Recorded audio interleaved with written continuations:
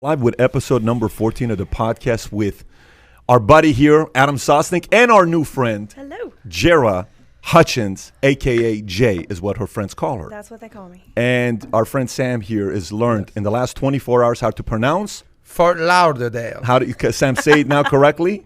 Fort Lauderdale. Lauderdale. He almost had it. By the way, no, say it again because he's Colombian. Say it again. Yes. Say it again. Fort Lauderdale. There you go. Okay, for all my party friends out there, how also do you say Fort Lauderdale?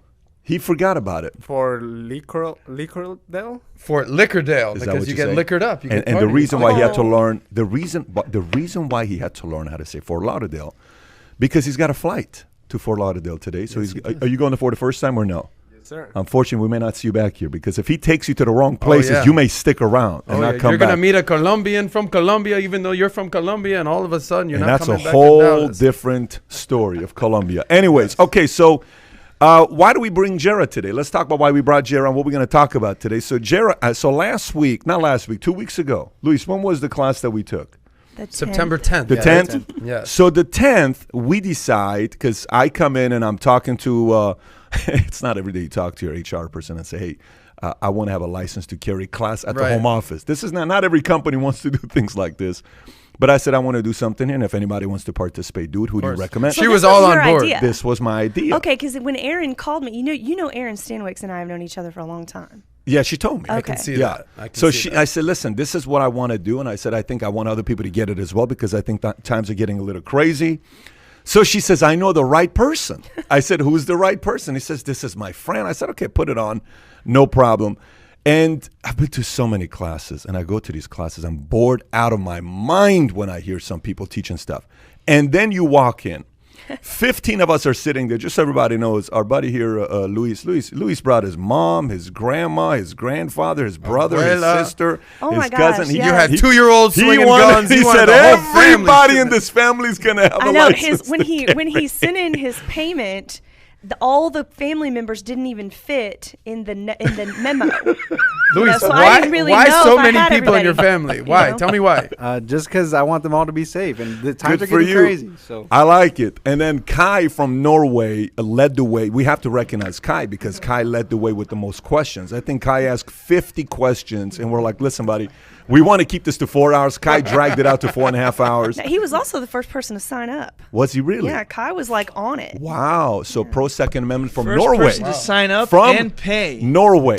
And if we can get the right angle on Kai today from this camera, I would love for the audience to compliment Kai on his hairdo today because he looks legit today. To the 12% of our audience that are women, Man. Kai is single. Just That's so a you know. quaff, man. I like it. Kai is single and he does swipe right. So anyways, okay, so let's continue. What we're gonna talk about today, since we have an expert on this topic, what Jerah does is she teaches license. She's an instructor, firearms instructor in Fort Hood, and helps people like us get a license to carry in the state of Texas.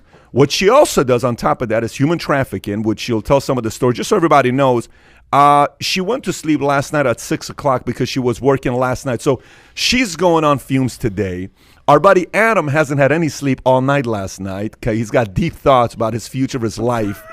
And then I haven't had a lot of sleep either. So we're going to talk about her since she's a personal protection officer, level 3, about to be a level 4. So we're going to talk about firearm sales. We're going to talk about Breonna Taylor's tragic event that took place recently. Censoring of Second Amendment at corporate world, Operation Underground Railroad. We'll talk railroad. We will talk about all this stuff is weapon stuff, gun stuff. Oh my gosh, all 3 pages Kai We put got up here. Tesla in there. We're going to talk about We Tesla. do have Tesla. That's right. Elon Musk Tesla. They want to sell a $25,000 Tesla.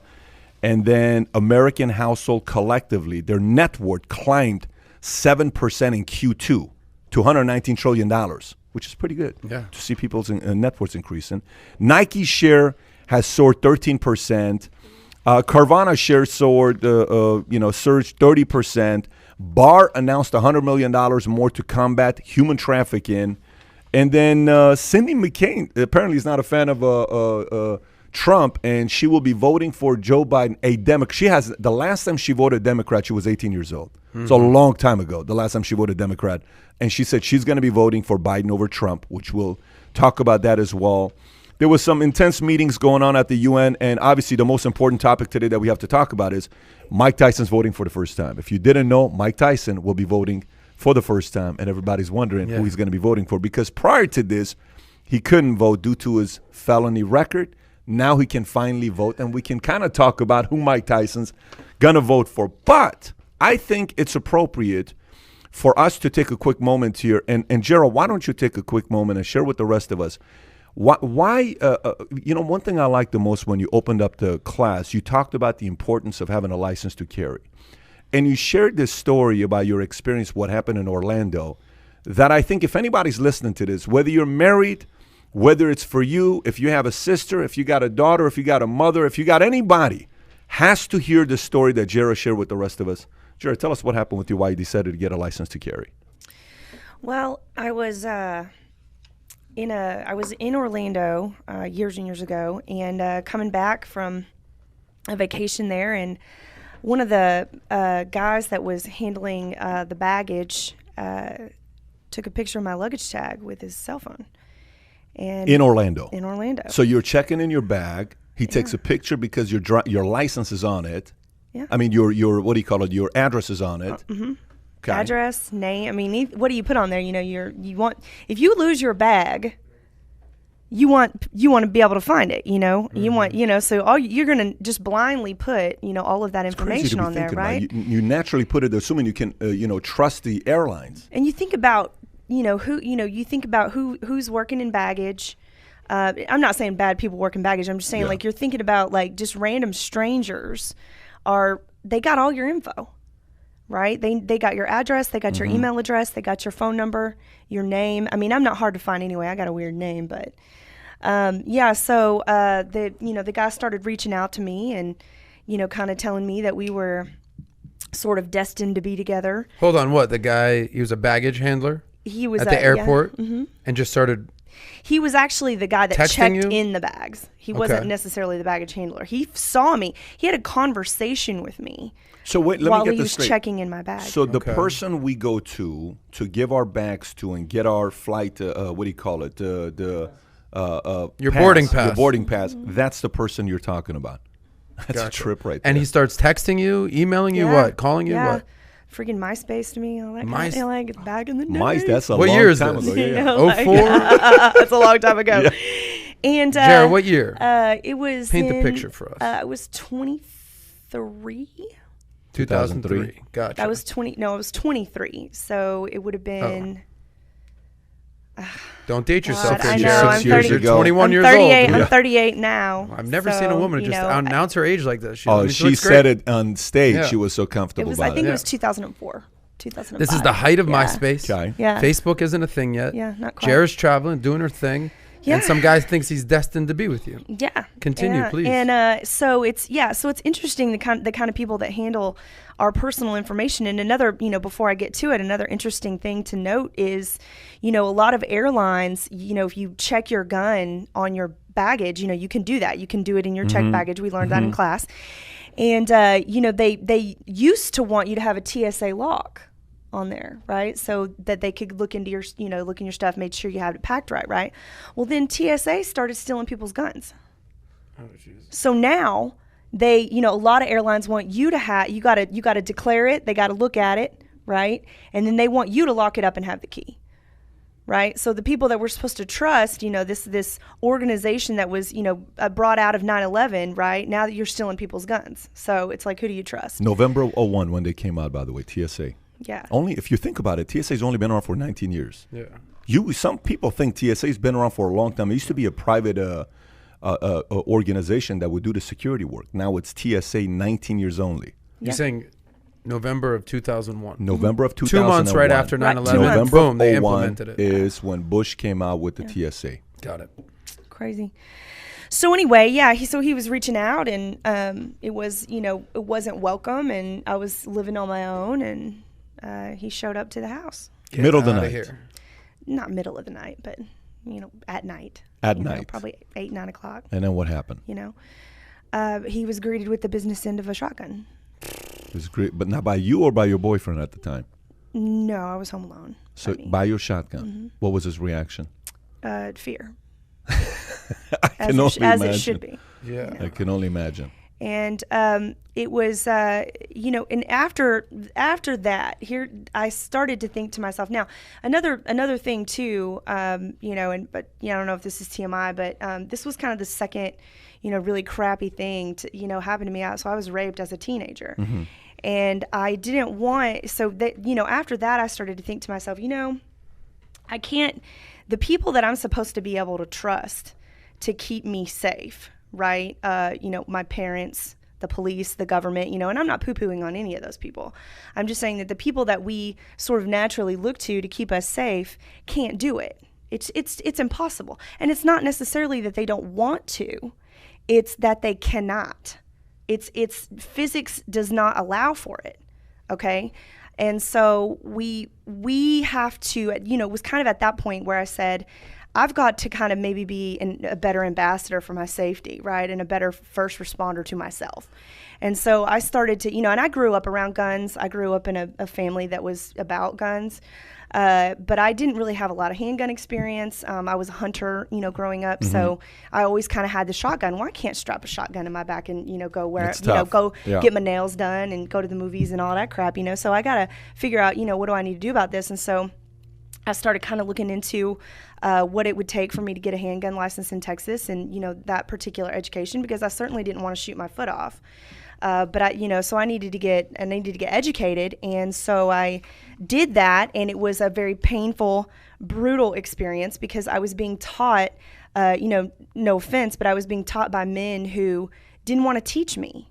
It was frustrating to teach me. It was, why is that? It wasn't cool to teach me, right? Because I'm not a tactical Tommy, person. I don't have military experience. I wasn't a police officer. And so I'm literally starting from scratch. I'm like, I don't even know. I don't know what that is. I don't know how this works.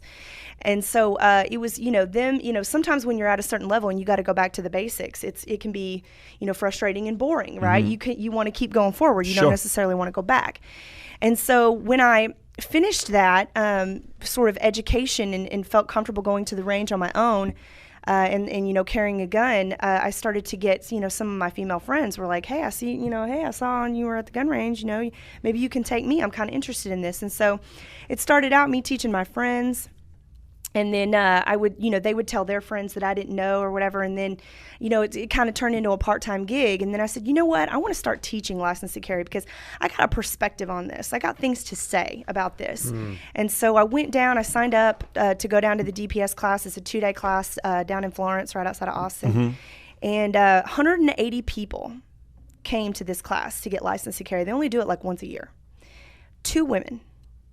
Wow. It was me and a gal Courtney, that had just retired from the Navy. Now, do you notice a trend with women who want to get a license to carry or no? Is there a trend with a tragic event that took place where they said, no one's ever going to do this to me again? Yeah, there's a lot of that. Okay. There's a lot of that. And so, when you take this class, the guys that teach it are, it was actually a phenomenal class. I thought it was going to be very boring. Kind of like you, right? And you thought he was going to be boring? I thought she was. He thought I was going to be boring. And I said, there's zero boringness going on over here, by the way. I was. There's a lot of action going on. And so, but they tell you over and over again, when you take this class, they say to you, you're never going to make a full-time living doing this. This has to be, it's a side hustle, it's a passion project, it's a community effort, and it is all of those things, okay? But I'm sitting there and I'm listening to this guy and I'm like, I'm like 17 rows up in the stadium seating in this place. And I'm going, hold my beer. Because you don't hold my beer, buddy. Let me show you what's going on. The things I know. Like, you haven't seen what I've seen. You don't have the perspective that I have, because I'm going to get this license and I'm going to go into an underserved market, because you're not digging in this market. You're not going out and you're not hearing what women are dealing with in their own safety, and they don't feel empowered to do it. They learn different than men. Guys are like, guns, I just want to pull a trigger. And women are like, I need a checklist. Okay, this is where I want, how do I know where to start and how do I know when I'm done? Like they need to know that. They want that structure because there's a fear factor there, right? Jarrah, go deeper on that. Like with the mindset of a man getting a gun license versus a female. I'd love to hear more about that. There a lot of men are they're not even, they're not necessarily in the mindset of I need a formal education. They're like, just show me how to do it. You know what I mean? And women want to know, like, what's the statistics of me, ever having to do this, or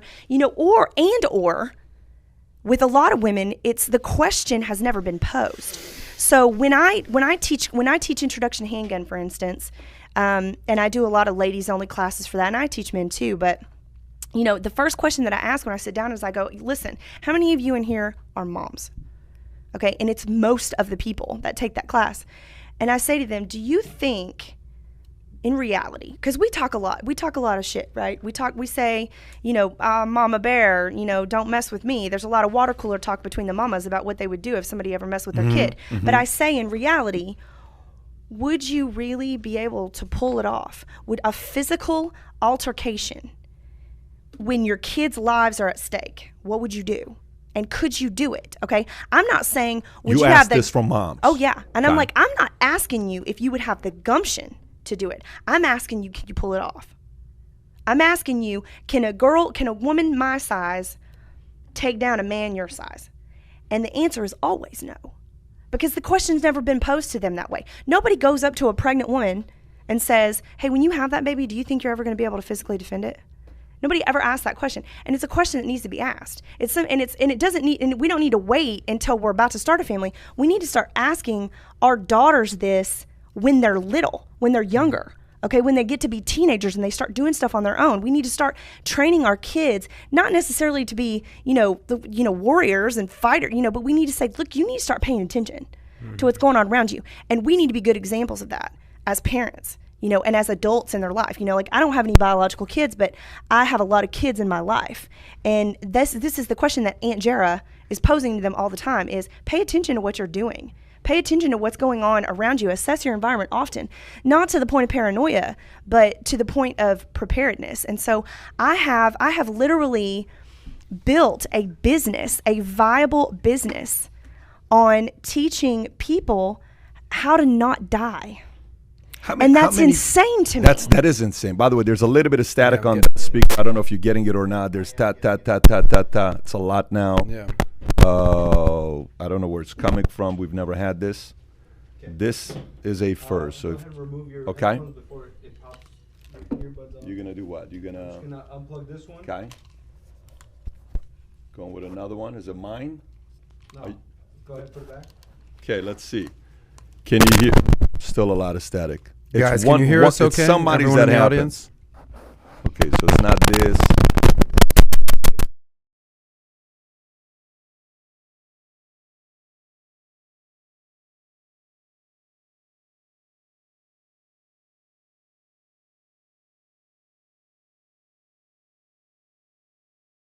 I think that's China, to be honest with you. They're hearing us. They're hearing what we're talking about.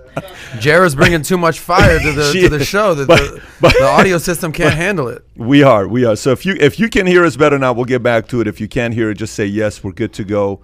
All right, you're killing me, Someone Smalls. says you're killing me, Smalls. All right, so they got it. Can everyone hear us okay? Yeah. Okay. Guys, give a like, give a thumbs up, and let us know if you have any questions for Jarrah over here, and give a thumbs up if you're feeling Jarrah. So here's a question for you: is how many women teach license to carry classes? Not many. Not many. No. And for somebody that's listening to this, here's a couple things I'll tell you. Okay, from a perspective of somebody I talk to, where we have the license to carry conversation. One, the conversation is, first of all, I don't like having guns in my house. There are people that don't even want to have a conversation. Forget about license to carry. It starts off with, screw guns. I don't want any guns in my house. Number two is, if there's guns in my house, what if something happens and my kids get a hold of it? And God forbid, you hear about all these accidents that happen with kids and guns, right?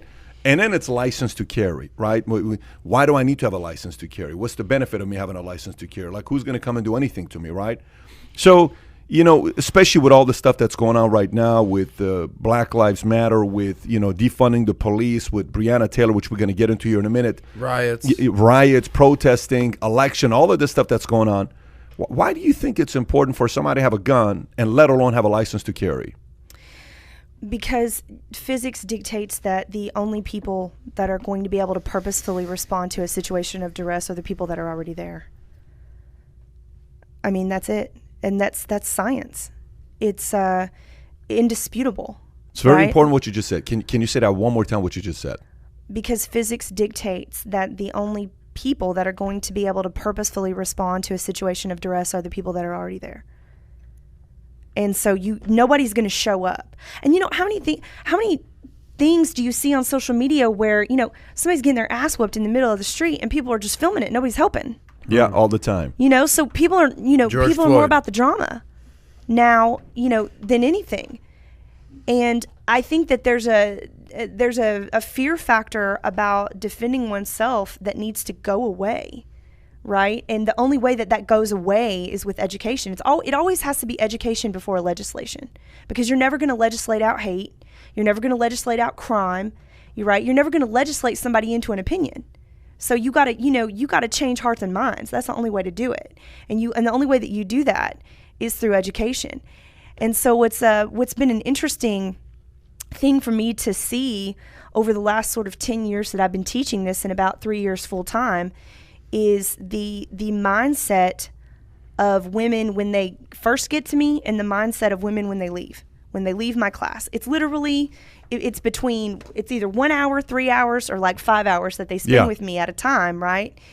And the mindset when they leave it's incredible to see the transformation, and they get to the point where they're looking at me and it's toward the end of class and I can see it in their face that they're going, I can do this. I can think this way. I can manage my time this way, because a lot of women especially don't understand that your time management directly affects your safety.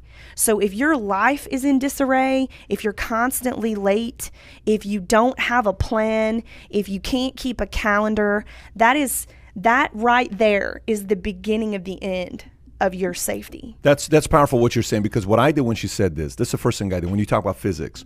The reason why I had you repeat it is because in my mind, the first place I went to is, what is the average response time to cops showing up when an event is taking place? Okay, could you guess what the average response time is in America? And I'll go through the top states. Depends on the neighborhood, though, right? But give me average response time in America from the moment you dial 911.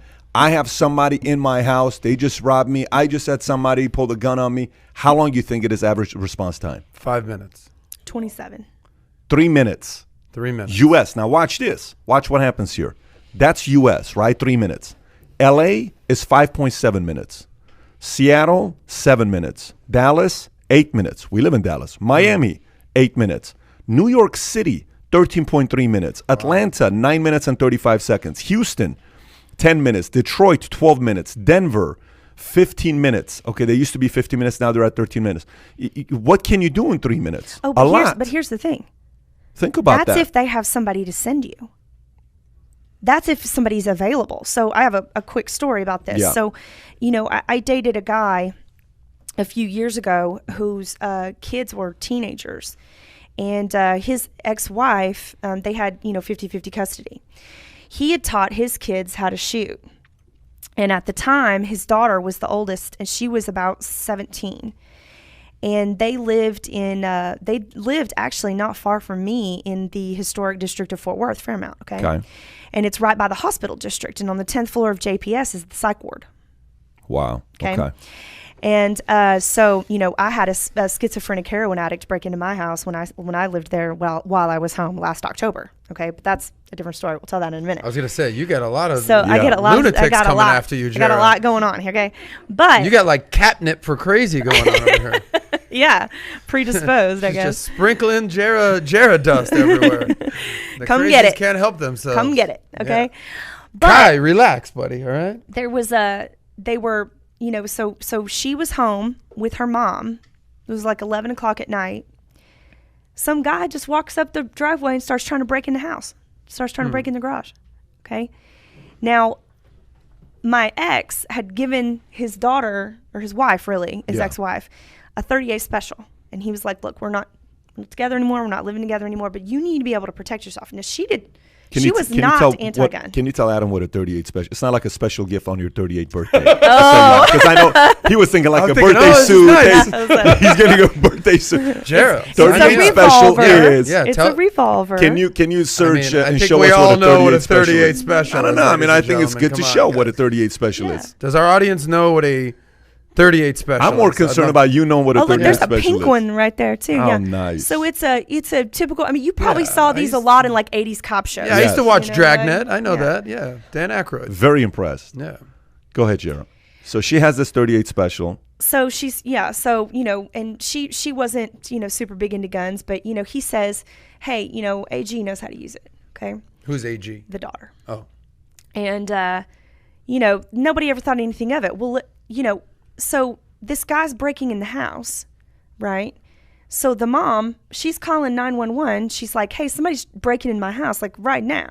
Mm-hmm. And the Fort Worth Police Department says, I'm sorry, man, we don't have anybody to send you. That's what they tell her. Okay. So she's in the fetal position in the kitchen. She's like, hiding in Sure. the kitchen, right? AG walks right up the stairs and goes and gets the 38 special and comes down. She takes the tactical position, right, by the door, waits, okay, doesn't go out and, doesn't leave the tactical advantage of the home like we talked about in class, doesn't leave the tactical advantage of the home to go, confront Chase the the guy, threat, yeah. okay? She waits, and she was like, and, mom's crying, okay? And she AG is says, how old? 17? 17, and she's trained for this. Yeah. She's learned from us, Yeah. right? And she looks at her mom and she's like, I'm just telling you, Mom, if he comes through the door, I'm going to shoot him, and you need to be ready for that. Okay? It never happened. He couldn't figure his way into the garage. It took about 15 minutes. He leaves, okay? The cops show up an hour and a half later. There you go. Okay? Yeah. And they make a statement, and and so she's, AG comes to brunch with us like a few days later, and she's telling us this, and she said it, and out of a 17-year-old's mouth, she was like, Dad, I'm so glad that you taught me how to do that, because I was scared, but I knew what to do. Okay, and that's the thing. So you have a 17-year-old that came that close to having to do what we never imagined we would ever have to do. What do you think about having a license to carry, Adam? I well- mean, in nightclubs, Miami, you're you're not selling allowed- insurance policies, life Not allowed to settlement. bring a gun into a club, that's for sure. Okay. Something that comes to mind, we had the gentleman come. I escape his name. He did an interview. Former Secret Service, FBI agent. Clint Hill? Good-looking Oh, no. gentleman. Okay. Yes. What's his name again? His last name is Schaefer. Schaefer. Craig Schaefer. Schaefer. Yeah. Schaefer. Stud Yep. of a guy, right? And he said there's, 8 billion people on this planet? How many billion people on this planet? 7.8. but Okay, who's counting though? Yeah. Pat knows. He said 95% of people are good, decent, normal, great people. 5% of people are just straight up lunatics, psychos, homicidal maniacs, will kill you. So you're thinking, well, 95% of people is great, right? It's awesome. 5%, okay, that's not so much. Pat, I know you're a math wizard. What's 5% of 7.8 billion? Small number, 3.5. 3.5 million 5%, people. 3.8 million. Okay, million. Yeah. So basically, No, the no, entire 5% population of of our- 300. 380 million. 380. Yeah. So essentially, how many people are in America? 328. Okay, so basically that's the equivalent of the United States and Canada that are straight up maniacs out there. That's a great statistic. Okay, so there you go. Feel free to use that. So extrapolate that all over the world. So yeah. But that's if what you're I, a- if but you're a that's what I single tell my female- students, though. This is what I tell my students, and it's mind-boggling, because when I say it, it's like a light goes off in their head. I say, look, there's no safe places. Yeah. There's only safe people. And one person can come and change the dynamic of an environment immediately. And the environment is changed for the duration of their time in that environment. Yeah. So I got a question for you. Last night I pulled up a bunch of stats about guns, okay, because I want to know stats about guns. What percentage of gun ownership in the world do you think is in U.S.? Out Very of all high. the guns in the world, what percentage you think is U.S.? Very high. Give me a number. You want to give us a multiple choice, or you want us just to guess? No, I just want you to guess. So imagine out of all the gun owners in the Yes. world, I'm gonna okay, say at least half. there is 857 million gun owners in the world. What Okay. percentage is U.S.? A quarter. Okay, you're saying quarter. What do you think it is? I'm curious, Luis. Out of all the registered gun owners, what percentage is U.S.? I'm going to say 15%. I'm going to go lower, 20%. 20%. What are you going to say? 30%, Kai. Quarter. You said 50%. You said half. Stick to it. Well, okay, sure. 46%. She wins. Okay. 46% of gun owners in the world are in the U.S. Think about that. Okay. Think about that. That's a big number. But 46%. does that count multiple guns? Like we know people that have 50 guns in their house. No. This is just you're a gun owner, you're one. Okay. Yeah. It doesn't matter how many you own. Yeah, You own at least one, right? 46% of civilian guns owned. Okay, you're yeah, right. okay, right, Multiple right. guns owned. So we have some people in You're America right. that have now a watch couple dozen guns in their house. Watch this. Who do you think is Yeah. number 2 country? Who do you think is number 2 country? It's Australia. You will never guess number 2 country. Well, we know it's not Venezuela. Okay, it's not Venezuela. It's not Australia. Who do you think is Number number 2 By the way, if country. you're listening to this, who do you think is number 2 No. country that has the most 2 guns country. owned? Number 2. Switzerland. No. India. India is number 2. Sweden. India. How I would have never guessed India. Of course. What do you mean? There's 1 billion people there and it's a democracy. So you did the math is what you did, but course. 71.1 million guns are registered in India. Yeah. 71.1. Now watch what happens here, okay? Then I went in and I looked at different stats, okay, on gun ownership statistic. Okay, 42% of households own a gun in America. 42% of households. 42% That's of a big households. number, by the way. 42%. 30% of individuals own a gun. That means 3 out of 10. So in this room, 2, 4, 6 out of 6, 2 of us own guns. Right. Do you own one? Do you own one? Do you own one? Luis's Do you own whole one? family has guns. No, What are but you he talking doesn't, about? though. Yeah, He yeah, doesn't. 2 of us do. That makes about sense. I have Okay. enough for all of you. Yeah, I was there's gonna say, plenty in that safe as Someone well. if comes into something were here to happen to here. Valuetainment. So Jarrah's got us. 47% of male men own a gun. Only 13% women. 47% to 13% women. Think about it. Who actually needs it? Who doesn't need it? It's the other way around of ownership. My good buddy Sean Lowry, shout out to him. He says, "What's number 3?" What's number 3? I only have top 2 right now. I don't. it's Okay. like- Sean, I do us a favor. I Google do gold that. and silver. I don't go bronze. But he I wants go to. bronze. think it Sean has Lowry, to find that be out for me, like bud. Sweden. I think it's probably Sweden. So Why Sweden? So watch this. I think Let it's either Sweden or Switzerland that makes you be in the military. Kai, are guns like a thing in Norway? Is that allowed? Is it a... Guys, these stats are about to get more interesting. I'm getting to a question here. Oh, okay. Watch All right, these here we go. stats. Check Let's this go. out. Let's go down the deep Okay, gun rabbit so we have hole. male 47, female 13%, whites 33%, non-white, me 18%. Okay, you're considered white, just so you know that. Okay? Me? Not me. Come on, man. Republicans, surprisingly, 41%. Yeah. Democrats, 23%. If right. there was a fight between, if a civil war broke out, Let's not even Democrats go are there. screwed. Let's not even go there. Let's olive branch it. Independent, Yeah. 27%. Good. Okay. By the way, actually, Republicans have nearly twice as much guns they own as Democrats. Shout do. out to my Republican friends out there, buddy. I'm on your side when we're going down to a war now. Come on now. Okay, so now here's some other stats. Civilians defend themselves with a gun an estimated 990,000 times a year. Civilians defend themselves with a gun an estimated 990,000 times. That's a lot of times, by the way. 1,000,000 times a year. Yes, exactly. Americans use guns to frighten away intruders 498,000 times. You come into my house, cha-cha. Okay? Oh, shit. Something's going to go down if I go Like on. Jerah Exactly. and that crazy bag handler Okay. guy. 40% of felons decided not to commit crime because they knew or believed the victim was carrying a gun. That's going back to what she was talking about. 40%. But we're about to get to a question here that kind of threw me off a little bit. I got 2 stats I'm going to bring up. I want to ask your thoughts on this. And obviously our expert gunman here, Adam, 27 years, he's been watching people with guns but never owned it. But education level of gun owners. You ready? Education level of gun owners. This is a very weird stat, Kai. And I'm curious. I have my own assumptions why this is, but I want to hear your thoughts. College postgraduates is the lowest percentage of gun owners, 30%. So if you got an MBA, it's the lowest percentage of gun owners. Yeah. Then it's college graduates, 37%.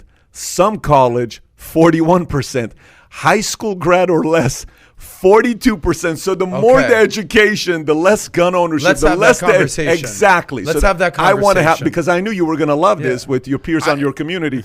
So Educated people. So yeah. if you have an MBA on the wall, there's a chance, there's a lower chance of you having a gun than a person that barely has a high school diploma. Why is that?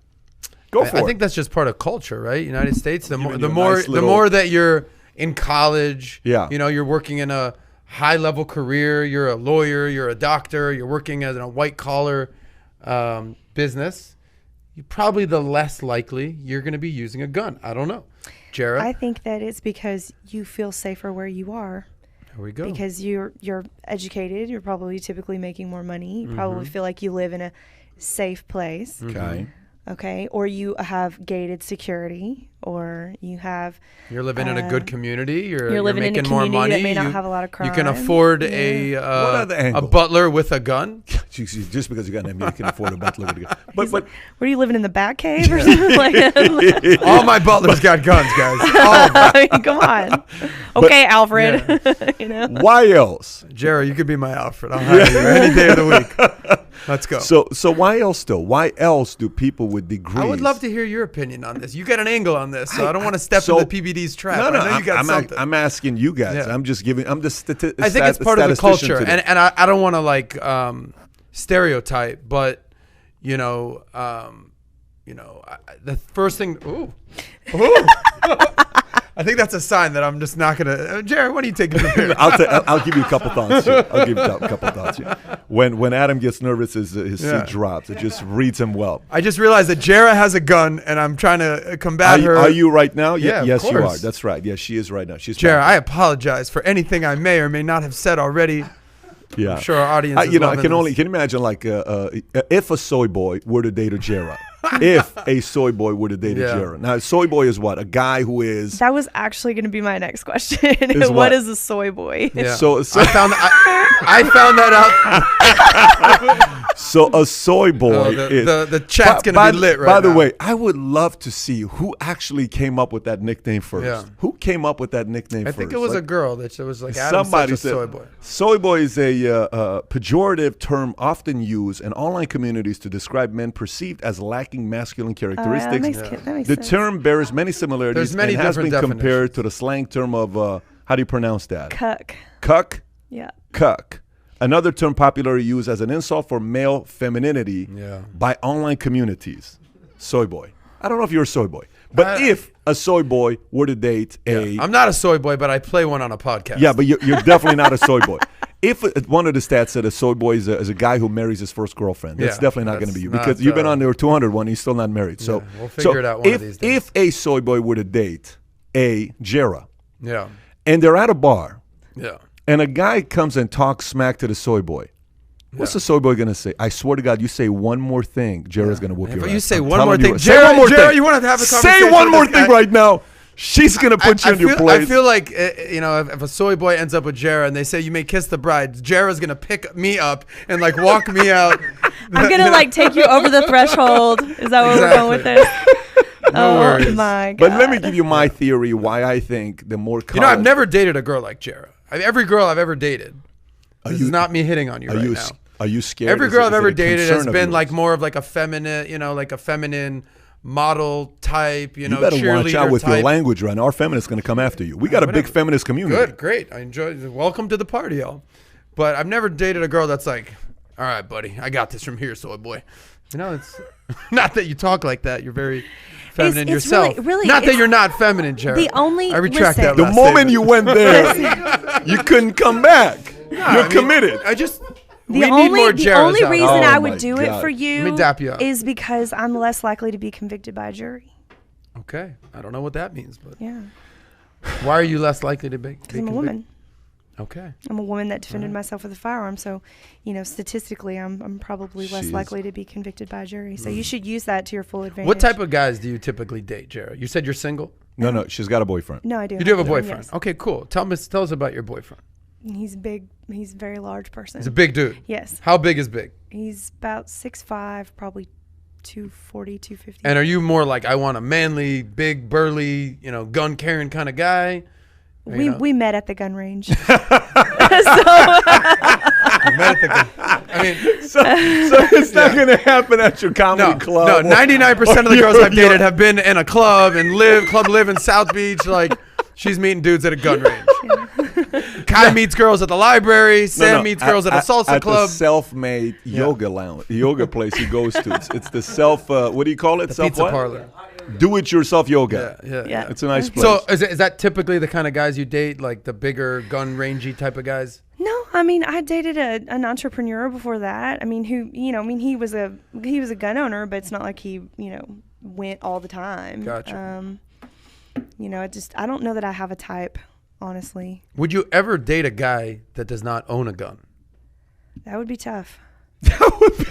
Straight up. It's like, that's like, let me check the boxes here. All right, cool, good looking, makes money, funny, doesn't own a gun. Get this guy. By the way, you're making people uncomfortable. Yeah, I dated a comedian from New York one time, and that was interesting. And he wasn't really super like pro gun, so he wasn't. No. So I can only imagine how that date goes. It was very.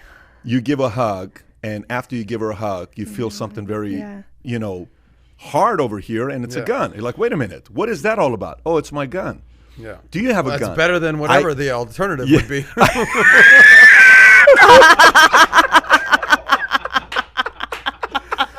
Please tell me that's a gun. Well, please tell me. That's happened before as well. But anyways, Finkel and so Einhorn, let me go back to the theory. Let me go back to the theory here on why the percentages. Sorry.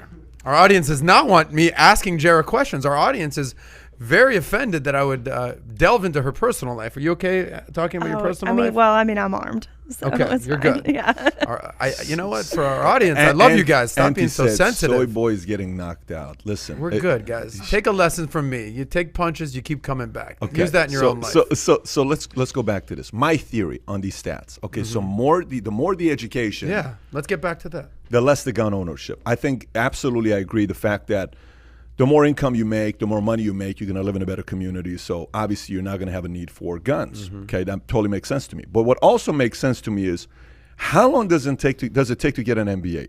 What's the timeline of getting an MBA, Kai? Give me a timeline. 6 to 8 years? Is that about a good timeline? You mean when you start college? From the day you're 18 years old, you go to college to get your MBA. How long is that? Yeah, 6 to 8 years. Right? 6 to 8 years. Of course. I mean, okay. Yeah. Is it fair to say that the people who are instructors in school, that we call them professors, that they probably don't like guns? 100%. Yes, and I knew you were going with that. They tend to be more liberal. Well, 1 out of 10 professors in school are conservative. 9 out of 10 are liberal. This is a statistic you can see from Washington Post. This isn't something new. So I don't know how many times a professor is going to say, I drove to school today and I had a gun on me and I left it in the car, or it's just not going to happen. So the people that are also most people, the people they're spending most time with, they're not, pro Second Amendment. They're not saying, hey, let me go buy, you should buy a gun to protect yourself. So I think it's also having to do with who you're around a lot, to have a lot of influence on you not owning a gun. I think there's a part of it that's also being influenced by the system that they have. Because for it to be 41%, 42% to 31%, high school degree, you barely graduate high school, 42% own a gun. MBA, it's 31%. There is influence going on there. Is there a correlation between education and guns, just from a brain capacity That's standpoint? the other side. Because also brain capacity I'll give you the other side as well. The other side as well is atheists, okay, or agnostics, or those that don't believe in God, the more degrees they get, many of them that end up saying, I just don't believe in a God, they typically are the ones that are more, they have had more degrees. So what is that? Is it because they've been able to figure it out for themselves and they're a little less naive? Is it because their surroundings? Is it because the universities and colleges don't pray anymore? What is it? So there's a two ways you can look at this with influence. But anyways, how about we go to the Breonna Taylor officer. Yesterday, you heard about the riots. You heard about the protesting. There's a part of it you were dealing with last night, a little bit having to do with that in Dallas that you were telling me about earlier. There's a lot of things going on right now. I'll just kind of read some of the stuff here right now, and then I want to turn it over to you guys to kind of tell me what your thoughts are with the Breonna Taylor officer charge. So Officer Brett Hankinson, who was fired in June, was indicted on 3 counts of wanton endangerment, which wanton endangerment means blindly shooting without knowing what you're shooting at. We'll get into that here in a second. So 3 counts on wanton endangerment, the first degree. Jefferson County grand jury decided Wednesday. Neither the grand jury nor the presiding judge elaborated on the charges. Authorities found that the bullets fired by Hankinson traveled into the neighboring apartment while 3 residents were home, a male, a pregnant female, and a child. Attorney General Daniel Cameron said at a press conference after the grand jury's announcement, Hankinson was not charged in Taylor's death, but rather for endangering her neighbors' lives. Now, obviously, that's going to create a frenzy right there with Hankinson not being charged for Taylor's death, rather for endangering her neighbors' lives. A warrant was issued for his arrest, and he was booked and released on $15,000 bail, according to local reports. Despite executing a no-knockout warrant, Cameron's office said that the officer did announce themselves before busting down the door of the apartment occupied by Taylor and her boyfriend, Kenneth Walker. You know, I spent a lot of time watching a lot of videos on this topic. I read a lot of articles. New York Times has a great article of part 1, part 2. I read Washington Post. I read anything on the left, the right, the middle, anything I can. But I want to hear your perspective. You're in this world. You've been following this story very closely. What are your thoughts about what's happening right now with this case? I think that the information, the communication has been grossly mishandled in this. We're seeing right now that they're saying, yeah, well, it was a no-knock warrant, but we did announce ourselves. This is the first that we're hearing of it. Yeah. I read an article, at 6:15 this morning, that said that there was some sort of independent witness that can corroborate this. This is the first that we're hearing of any of it. And when you don't communicate effectively with the general public, all you do is galvanize them. All you do is let them think the worst. Okay. And so now, we have a situation where, this is just one more just sort of, notch in the belt of the general community not trusting law enforcement anymore, because you got, it's like you people can't communicate with us. You can't tell us the truth. You can't give us information. Now, I understand when you're doing an investigation, there's only so much, that you can give out. But I don't see how telling us 2 months ago that you announced yourself, even though it was a no-knock warrant, and you have a witness that can corroborate that, how's that going to hurt anything, right? I mean, that gives us a little bit of, if that was the case, that may have fundamentally changed things. But because now you're not going to indict, or you're not going to, move forward with charges, and now you're releasing all this new information, or this old information that's new to us. I think that's super irresponsible on the part of the police department. Wow.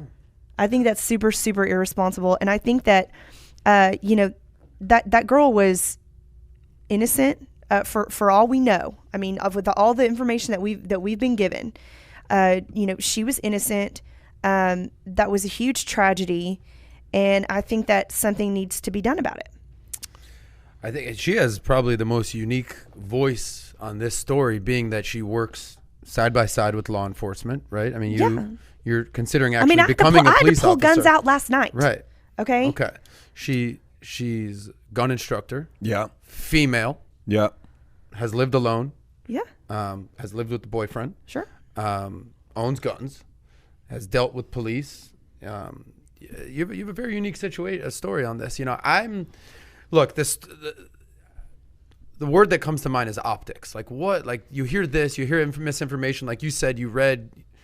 There's so much going on here. Like last week, we covered the fact that her family was awarded $12 million, right, by the city of Louisville. Yep. Okay. People have been talking about now. Breonna Could that be Taylor. Viewed as a settlement? Could that Clearly. be viewed as a maybe that's not why? For sure. Then this word comes out, wanton endangerment. Yeah. Wanton endangerment. What is wanton endangerment? You have a dead female. The boyfriend was arrested. He's then since been released. I Googled what wanton endangerment is. I never heard that. It's substantial danger of death or injury to another person, an extreme indifference to the value of human life, reckless endangerment.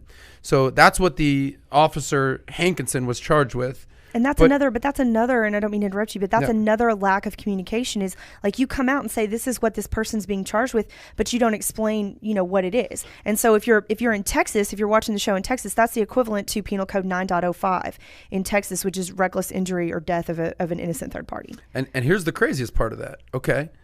This wanton endangerment, the charges were not even because of Miss Taylor's death, right? It was because of the neighbors that were almost shot by the police officers. Yeah. So like if you're on one side of this, you're like, what the hell is going on here? So what comes to mind when I see all these riots and protests that are obviously people are outraged about this? So Pat, what year did you come to America? November 28, 1990. November 20th, 1990. 2 years before Rodney King. Boom. That's where I was going with I know. this. So you were here for a few years. Rodney King. Yep. If you guys don't remember Rodney King, he was a black man pulled over the side of the road, and argument ensues with 4 police officers. Was on PCP. Okay. Yeah. All right. Sure. But basically, they end up beating the living crap out of this guy to for near-death experience. Recorded. Recorded. This is pre-cell phone camera Pre-cell time. phone. This is people. I mean, can you imagine how many things like this happened before cell phone and camera time? Yep. But they filmed these guys beating the crap out of him with batons. Fast forward, what happens to these 4 police officers? Nothing. Nothing happens. They walk off. And what happens in LA? You were there for 2 years. What do you mean nothing happens? So they weren't charged with anything. Could they go back to their jobs? I'm not sure what happened with them. No, that's no, not where no. I'm going with this. Okay, yeah, that's not where I'm going with this. Okay. Point is, they didn't get in deep trouble. Yeah. Okay. I'm sure a couple of them lost their jobs. Riots, protesting. That's where I'm going. Okay. With this. Okay. So the city of LA, this is when Tupac was running the show in LA. Yep. He famously said, "We'll burn this mother down." Did he not? Yep. And you were just living in LA for the first time. So I'm thinking. And I was on his side at that time. Just so you were know on that. Tupac's side at that time. Of course. You were what? Willing to burn LA down? What are you saying? I was on the side against anything to do with cops, government, anything. This is a 14-year-old, 13-year-old Pat that's just kind of like clueless about what's going on with life. Pre-Republican Pat.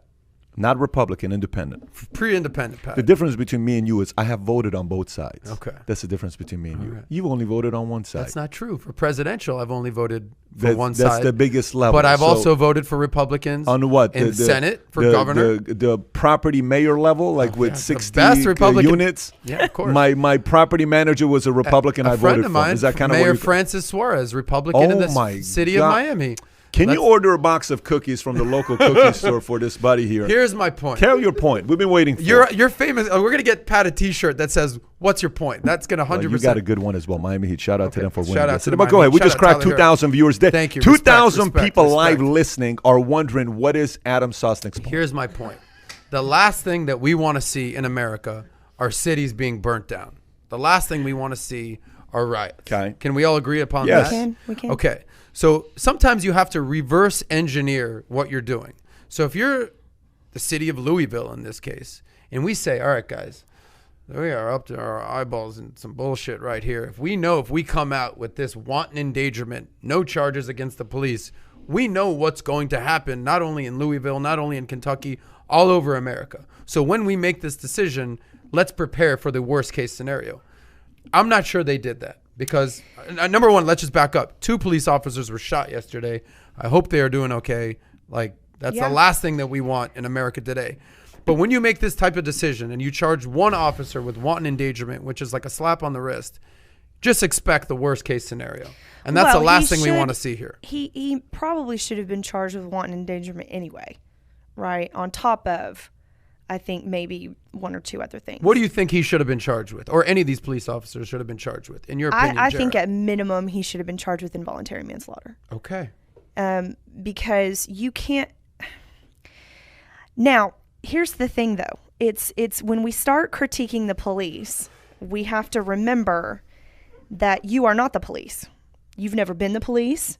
Have you ever had to clear an apartment for squatters? Have you ever had to serve a no-knock warrant or a warrant in general? At best, 2 cats. Have you ever, huh? At best, 2 cats because he's got cats. Yeah, 2 cats. Gotcha. Okay. Cats are very intense. Listen, cats can flip the switch on you real They quick. can, Okay, yes. so Not my cats. let's not They're very well behaved. But continue So, with the police, please, Jerah.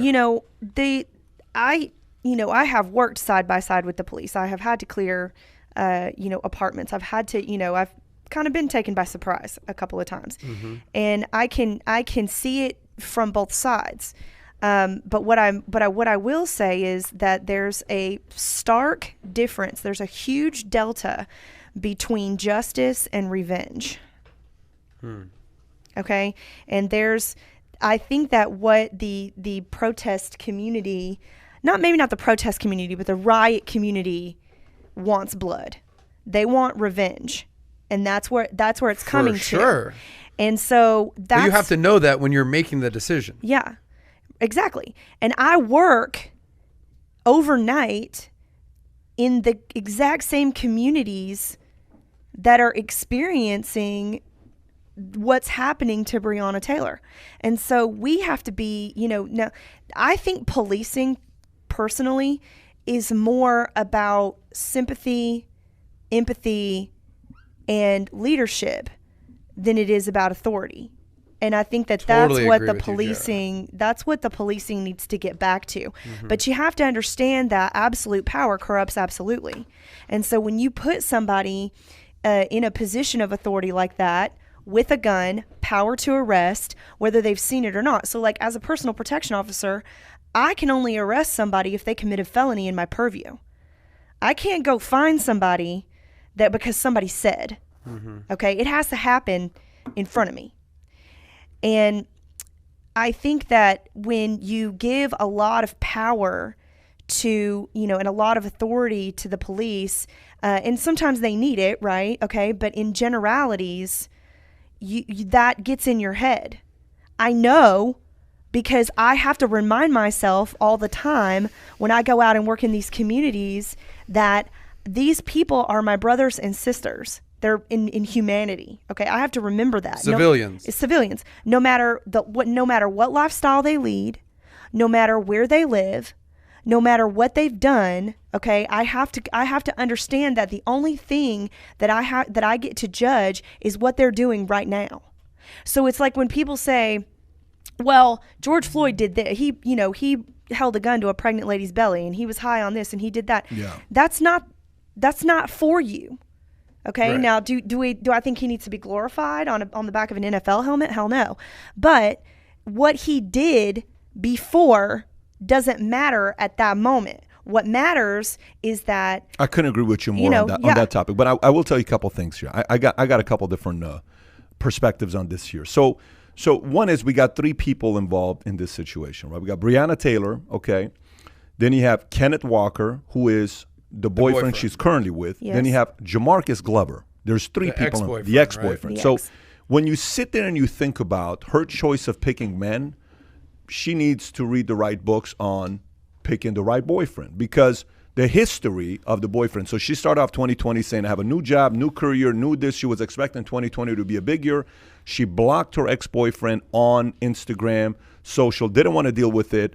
And in the middle of the night at 12:30, when the cops came in saying we're entering, the current boyfriend thought it was the ex coming in.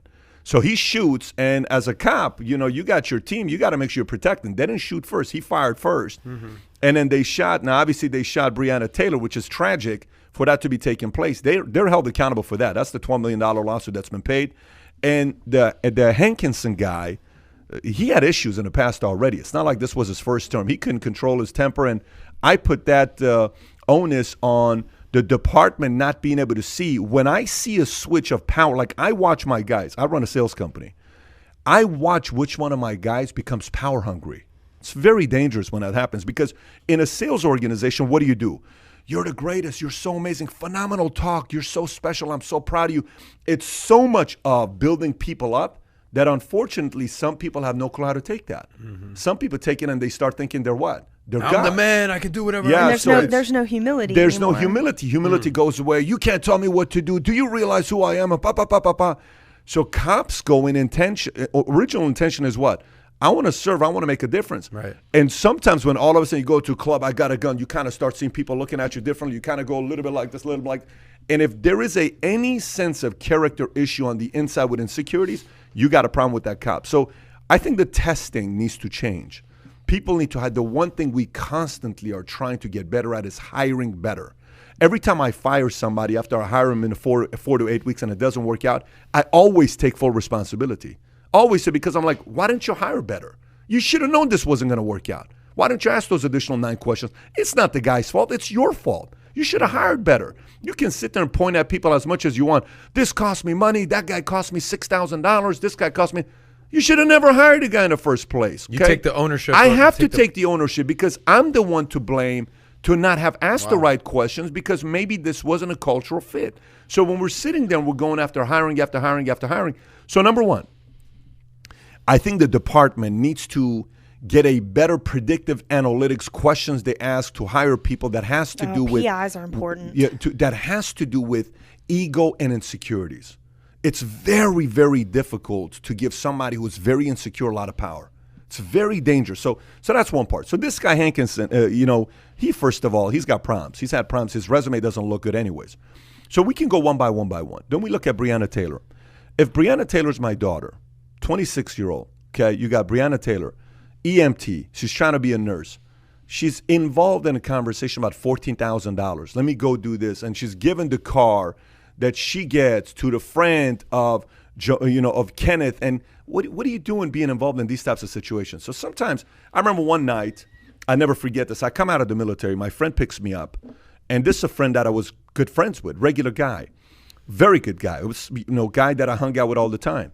And he picks me up in his car, and we go out to Hollywood. We have a great time. He says, let me tell you who I am now. I said, who are you now? He opens the trunk. When he opens the trunk is filled. This is in 97. It's filled with pot. He's got Vicodin pills. He's got Coke. Whatever you want to buy, he's got it all. Now, this is not what he did prior to me joining the military. I come in, he goes from being a 3.5, 4.0 GPA to now one of these guys, he's got all this stuff in the back of his truck, right? So I'm sitting there, and an event takes place that has to do with cops and all this other stuff. I'm sitting there. All I'm thinking about is if he gets arrested tonight, I'm in the military, I'm going to military jail. If I go to military prison, I can't get my securities license. If I can't get my securities license, I can't work for Morgan Stanley Dinwood. If I don't go to Morgan Stanley Dinwood, I don't get my Series 7. If I don't get my Series 7, I'm probably not getting into insurance. If I don't get into insurance, I don't know what I'm doing today. I may be selling a gym membership. Were you thinking your next 5 I moves went at that right point? there in my mind. I'm like, if I get arrested today, I go to military prison. But who taught you how to think like that? But that's mom and dad. That's parenting. Okay. Parenting, they told you that. Think about my mom always said. A lot of people in these communities don't have that. I agree with you. And again, going back to it, I agree with you. But what I'm trying to say is, but she has enough thinking to go to EMT. She's trying to be a nurse. She's doing all this other stuff. So look, like one night I got arrested in LA. Okay, and I got arrested because I was accused of being from MS-13, and I'm not MS-13. I'm Middle Eastern. I'm not Mara Salvatrucha. So I got mistaken for MS-13, and they arrested me. It's me and my 2 buddies, and one of my friends has a big scar going here that he fell from a park and he broke his. And I'm like, dude, the guy's not. And we're teasing, and we're like, he's a gangster, but I'm not a gangster. He's like all freaking out because his dad owned the pizza shop. So you were arrested. I got arrested. Helicopters, all this stuff. I'm on my Chevy S10 low profile, gold, 145 spokes. It's real nice what system. Age? I barely turned 16. Wow. Because my birthday's a month off from when I was born to when we came to the States. Yeah. 1 month off. Anyways, we got arrested. So I'm like, what are we doing getting arrested today? And I'm like, the situation here is, okay, you bought a car from a guy that was an MS-13 guy. You knew this guy was a leader. You didn't get your car registered quickly. You kind of drove with his registration. Okay, I mean, this makes sense why this is taking place. They understood. They let me go. It was good to go. What's the moral of the story? Look, you're going to be guilty by association if you hang out with the wrong crowd. So the messaging goes to a few different people because I sit there and every event that takes place, I want to take things away. We made some comments about the Louisville deal the other day, $12 million, and we kind of skimmed through it quickly. And I got a long message from somebody that I respect and said, I think you need to go a little bit deeper on this topic because I think you guys kind of went through this topic like as if it was a business topic. I said, fair enough. I'll respect what you're saying because I respect who this individual is. So number one, association. What can our kids take away from this? If your kids are listening to this right now, 20 years from now, what do you want them to take away from this? Buddy, choose who you're hanging around with. Every time I got in trouble, it was bad association. Every time I was not just in a bad crowd doing something stupid. We know when we're around a bad crowd. And the onus is on us. We can't say, Mom, Dad, we can, like you said something earlier that was so powerful. When you were a teenager, a tragic event happened to you. Your mom and dad couldn't have protected you that day. You said there's only one person that could have protected you. It's you. And I didn't think about it that way. And no wonder you want to have a license to carry, because if somebody happens and the cops doesn't show up for 3 minutes, you have a way to protect yourself. The moment you become 18 years old, you have to make the decisions. And some of the decisions you're going to make are going to be good or bad. Now, let me go to the other part. The other part with this situation that you look at is influencers, Hollywood, and celebrities. Okay, let me kind of take this. The day Jussie Smollett came out and he told his story, do you remember how everybody reacted that day, that second? Everyone was feeling Juicy Smollett. They were like, I totally The believed him. day- Even Trump. Even Trump. The day he came out, everybody defended who? How could this happen? No way. Juicy Smollett. This is why Everyone. racism, protests, America's a racist nation. The moment he got caught, did those same celebrities retract their statements? None of them. Right. Very little. The only person that stayed quiet was who? Chappelle. Because this just doesn't sound right. You mean two Africans in the middle of the night are going to come in and going to do this? You're to telling me? me that two African guys in MAGA hats He's in a smart Chicago. dude. That's Chappelle. He's a brilliant dude. So you go to this and you say, where is this to playing with Hollywood and athletes and celebrities? Do you really want to unite America? Do you really? Do you really want to unite? Is it the smarter thing to tell players and Hollywood people to say, folks, I cannot believe what happened to Breonna, but we have to wait and get the information. Why do you jump to conclusion? So when you jump to conclusion, what do? It's kind of like this. It's like assuming. Your girl, let's just say your girl is, somebody sent something about your girl. And you come to me, pal, let me tell you what's going on, blah, blah, blah, blah, blah. I'm like, bro, how do you know? I'm just telling you, and you have no proof. Nothing, nowhere. Like, it's not like you have pictures or anything. You have no proof. So imagine I'm not next. Dude, I told you she's a freaking bitch. I told you, blah, blah, blah. This is why. So when a guy is married, one of his divorced friends or single friends, a lot of single friends want to make you be single because you want to go party together. Married people want to get people to be married, right? Okay. So somebody go, oh my gosh, you shouldn't do this. You should leave. You should have gone. No, rather the answer should be what? Bro, I don't know. I haven't heard her say what's so there is an element of that taking place here where we jump to conclusion very quickly. Then I'll give you the last one here and I'll turn it over to you guys to see what you think. And we can change topics because we've been going on guns for a while and probably some of the people are gunned out and we can go talk about business next. Here's the last one. You know who gets a lot of credit and who I believe is going to make this the world a better place when it comes down to crime? Steve Jobs. Steve Jobs. Absolutely Steve Jobs. You know why Steve Jobs? Can I answer that? Yes. Cameras. Respect to iPhones. Steve Jobs because citizen Tim Apple. journalism, somebody that now can go around recording videos. Now we can see 8 minutes and 46 seconds. You had your knee on George Floyd. What are you doing? Now we can see. Well, as long as it's not edited to what they want you to see. If it's live, it's not edited. If it's live, it's not edited, right? But also cameras that the cops wear. I love accountability. I love all of that stuff. But at the same time, when military folks came back from Vietnam and they were at hotels, people were spitting on them and all the stuff they were doing to military folks. You have no idea what these guys went through. You think these guys woke up in the morning saying, I want to go to war? No, these guys just serving their military, trying to bring freedom to you. But everybody jumped to conclusion because military, the media would say these military guys are warmongers, all this other stuff. We also don't know what good cops go through throughout the day. For every one bad story you tell here about what a cop did, then when's the last time you watched CNN or MSNBC or ABC or when is actually the last time you saw them share stories of what cops do right?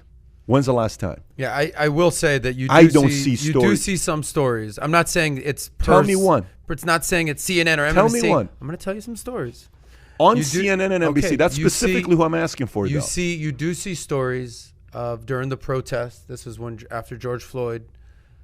I'll give you a story in Fort Lauderdale. There was an argument over a cop. He pushed some guy. On social. Again, I don't know where this was exactly, but you do see cops coming up, on hugging. social because of Steve Jobs. Okay. On social. There's a big difference. But you do see stories of cops hugging. Of course, I shared a video with a guy on my Instagram profile. This guy's like, what are you doing? Why are you coming out here? You did that. I did that. I'm 28. You're 41. What are you doing? Now my 5-year-old son's going to do this one day. Why are we doing this to ourselves? And the guy's crying saying this Yeah. to a group of people. And I share this. Media's not going to share that kind of stuff. Do you ever watch, not CNN, but CNN headline news with Robin Meade? Do you know who that is? Okay, so there's two CNNs. There's CNN, the main channel, and then kind of like how we Just have the fact that no one knows who Robin Meade the is. way She's you huge. said, I'm not saying she's huge or she's not huge. huge. The way she said, Kai, pull up Robin Meade. If I say right now, do you know who Rachel Maddow is? What would you say? I do. Do you know who Anderson Cooper is? Yes. Of course. Do you know who Morning Robin Joe is? Meade is a Yes. very famous personality. Do I you guarantee you this. Do you know? She says, "Good morning, sunshine," every morning. She's famous. She's beautiful. She has her own show on CNN, headline news. All she does is give good news of the day. And all I'm saying is there are good news stories out there. Do you Yes. tell me that people, the main anchors on CNN and MSNBC are reporting good things I'm cops are saying doing? this lady right here. Yeah, you have one example. Unfortunately, she's not the main face I'm wondering of CNN. if I'm wondering if the media isn't what we need to defund. You know what I mean? I'm wondering I totally if they agree don't on need that. to like. Well, the you media know. is divisive. For So sure. I have a good friend named Maj who runs an organization called Black Guns Matter. And his kind of, I've seen this guy. his shtick is, media is the most effective devil in America.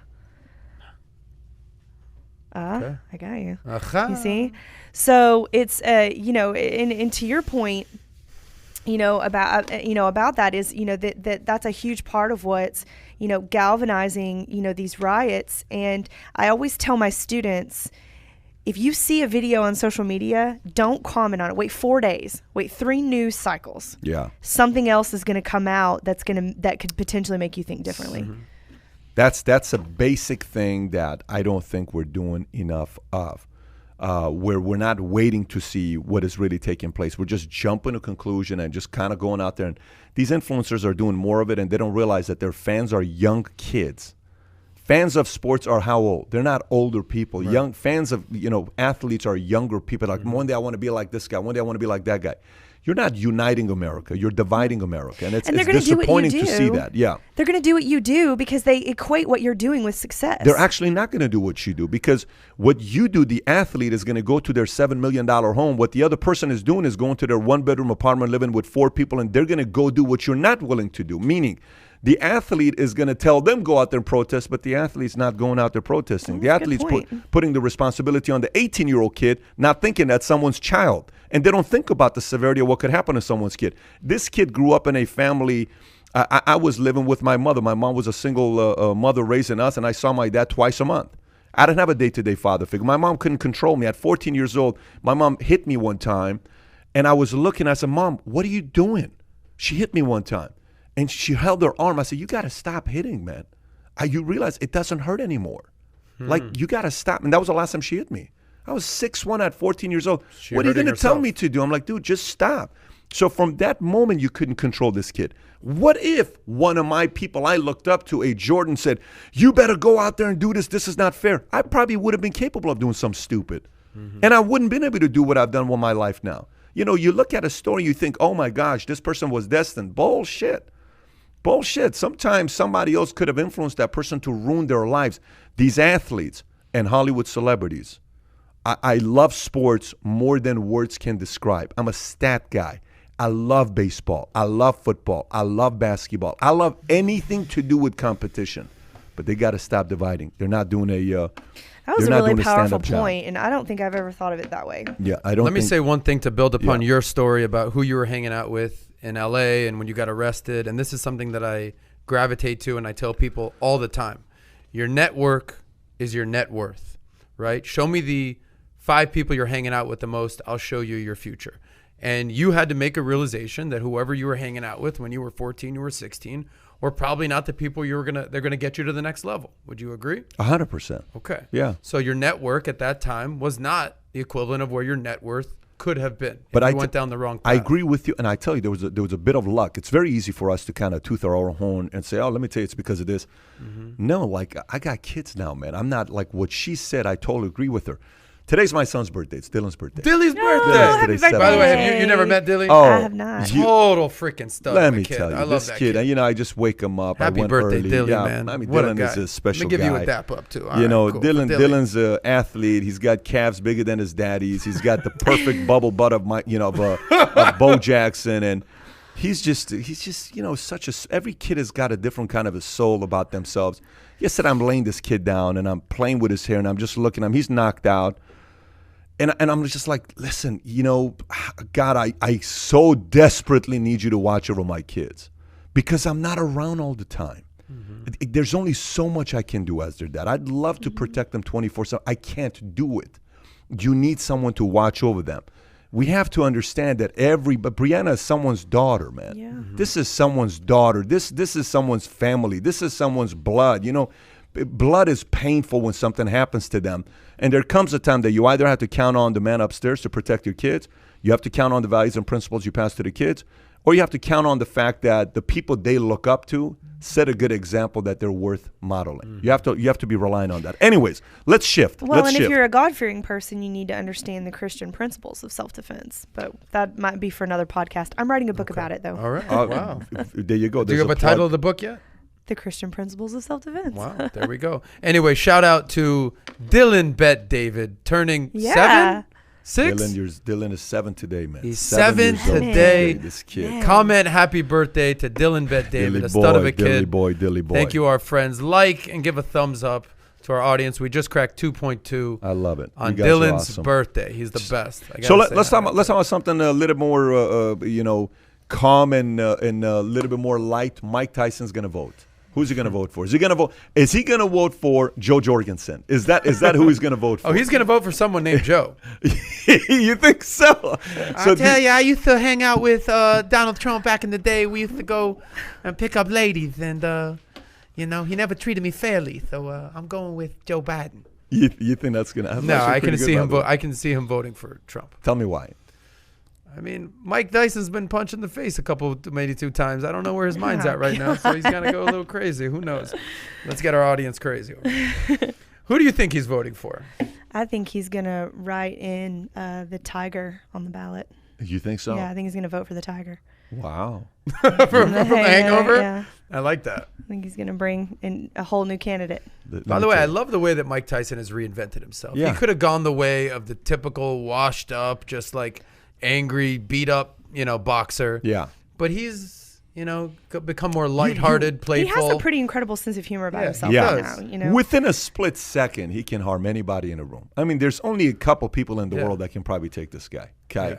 Yeah. If he really wanted to in a room, he can do whatever he wants to do. Yeah. But, he's trying to be a good dad. He makes an effort. He called that Mayweather. He says, you think you're tough. He says, tell me if you take your kids to school. Tell me what you're doing because this is what I do. Wow. Tyson's got his own identity right now, and I like it. And I think knowing who he is, the underdog guy, I think he's probably going to be leaning towards voting for Trump. Well, if nobody that doesn't like you can beat you up, then you kind of have the freedom to have whatever kind of sense of humor you want. But he is fighting again against one of the greatest boxers. I was on a Roy fight Jones with him Jr. a few weeks ago, yeah. Okay. Did you see his can we Google when that fight is? He's ridiculous. Tyson, Roy Jones Jr. By the way, audience, who you got in this fight? Mike Tyson versus Roy Jones Jr. Mike Tyson, obviously one of the greatest heavyweights of all time. Roy Jones Jr., one of the greatest middleweights of all time. I'll make who the you prediction got, for PBD? You. Here's my prediction.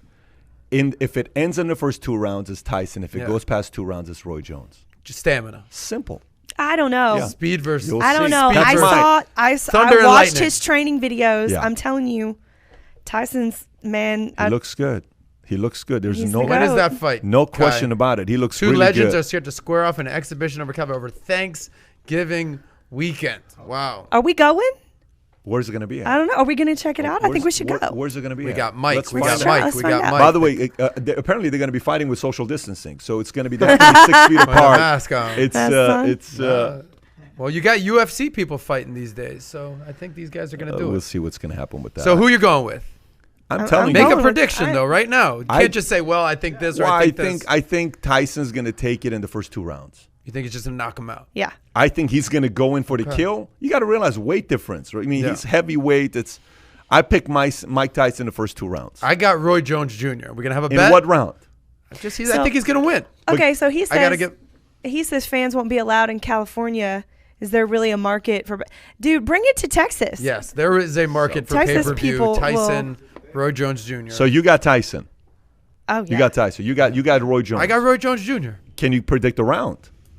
I think it's gonna. I think like you said, I think Tyson's going to get tired after 3-4 rounds. And then I'm Roy gonna Jones say- Jr. I'm gonna say Tyson. There's also too. an age difference. I feel like Roy Jones Jr. is a few years younger. Kai, you want to give me an answer on that? But not by far though. It's by 5-6 years. Yeah. 5-6 years is a big I deal. don't You're know. fighting when you're 50. I don't know. Yeah, when but you Tyson, get past 45, Tyson's hungry. He's hungry Roy for Jones Jr. 51. another wave of fame, I think, and he's not Mike a loser. Tyson. press it. There you go. 55.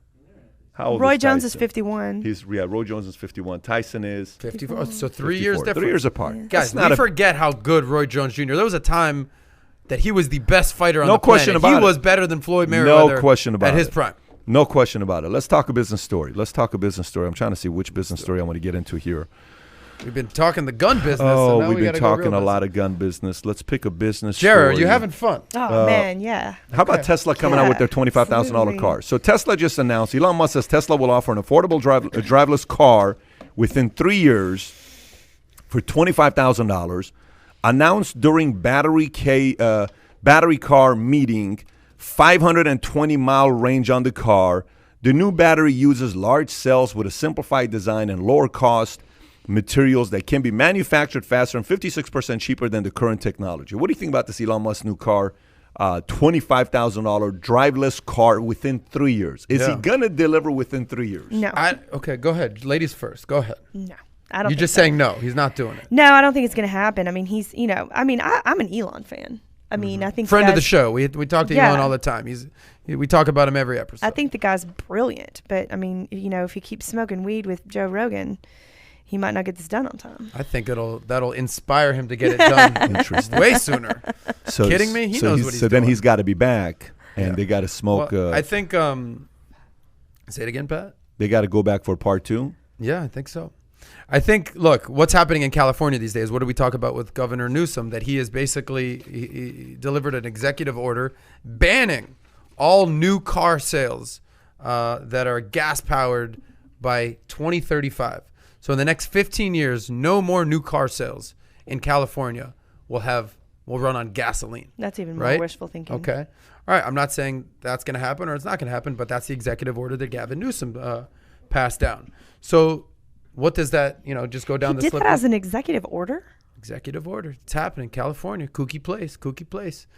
We just came back from California. It's Kooky place. So what do you think about it? You going to say I think, anything about it? I mean, look, what are we Governor saying? Newsom. So who does that help with what he's trying what to is do? the average cost of a Tesla right now? 70, 80, 90 grand? How I don't much is a think Tesla? it's like 50 to 60K. No, more than that. It's 50 to 60K. Is it? Say it's 60K. Okay, so all Yeah. he has to do is make more and make them cheaper, right? I mean, He's working on a supercar right now that's going to go 0 to 60 in less than 2 seconds. I mean, less than 2 seconds, and it's going to go 200 plus miles an hour. But that's a complete different story on what he's building. But who does this favor? What Governor Newsom is doing? it favors the electronic car market. I actually right agree there. with you, Kai.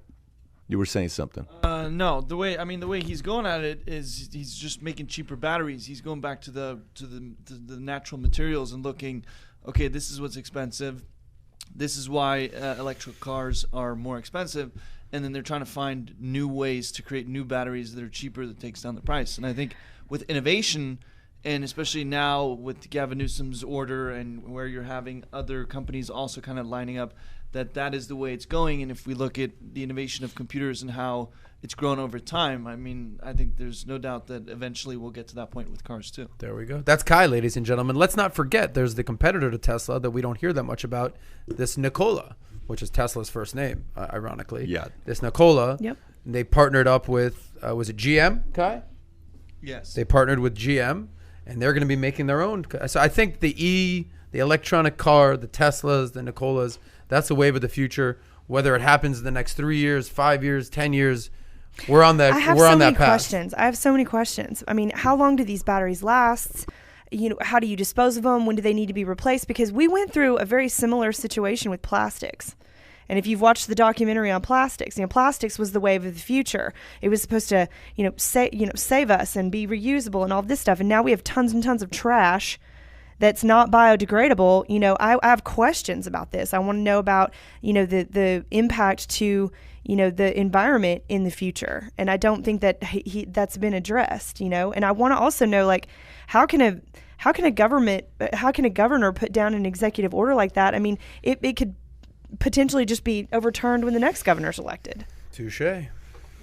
We'll see. We'll see what's going to happen. I mean, I can tell you, if Newsom came up with that by 2035, if there was a way for him to try to save Elon from leaving California, that may have not been a bad strategy, by the way. If it was a way for him to get Elon Musk to say, okay, you're making this a law, I'll stay over here. But again, Tesla is a international product. I don't think he's going to sit there and just the laws of California is going to save him. Do you think that this is something that he could do to sway Elon to stay in California? I just don't see Elon's personality as a guy that belongs in California. I see Elon as a Texas guy. I see Elon as a Florida guy. I see Elon as a Tennessee guy. I don't see Elon as a Texas guy. As a California guy. Yeah. Gotcha. Yeah, he's very independent. He's got his By own the mind. way, And he's Gavin been blue Newsom. pilling, red pilling, California goes- for a long time. Yes, he has been. He has been. I would Gavin put- Newsom.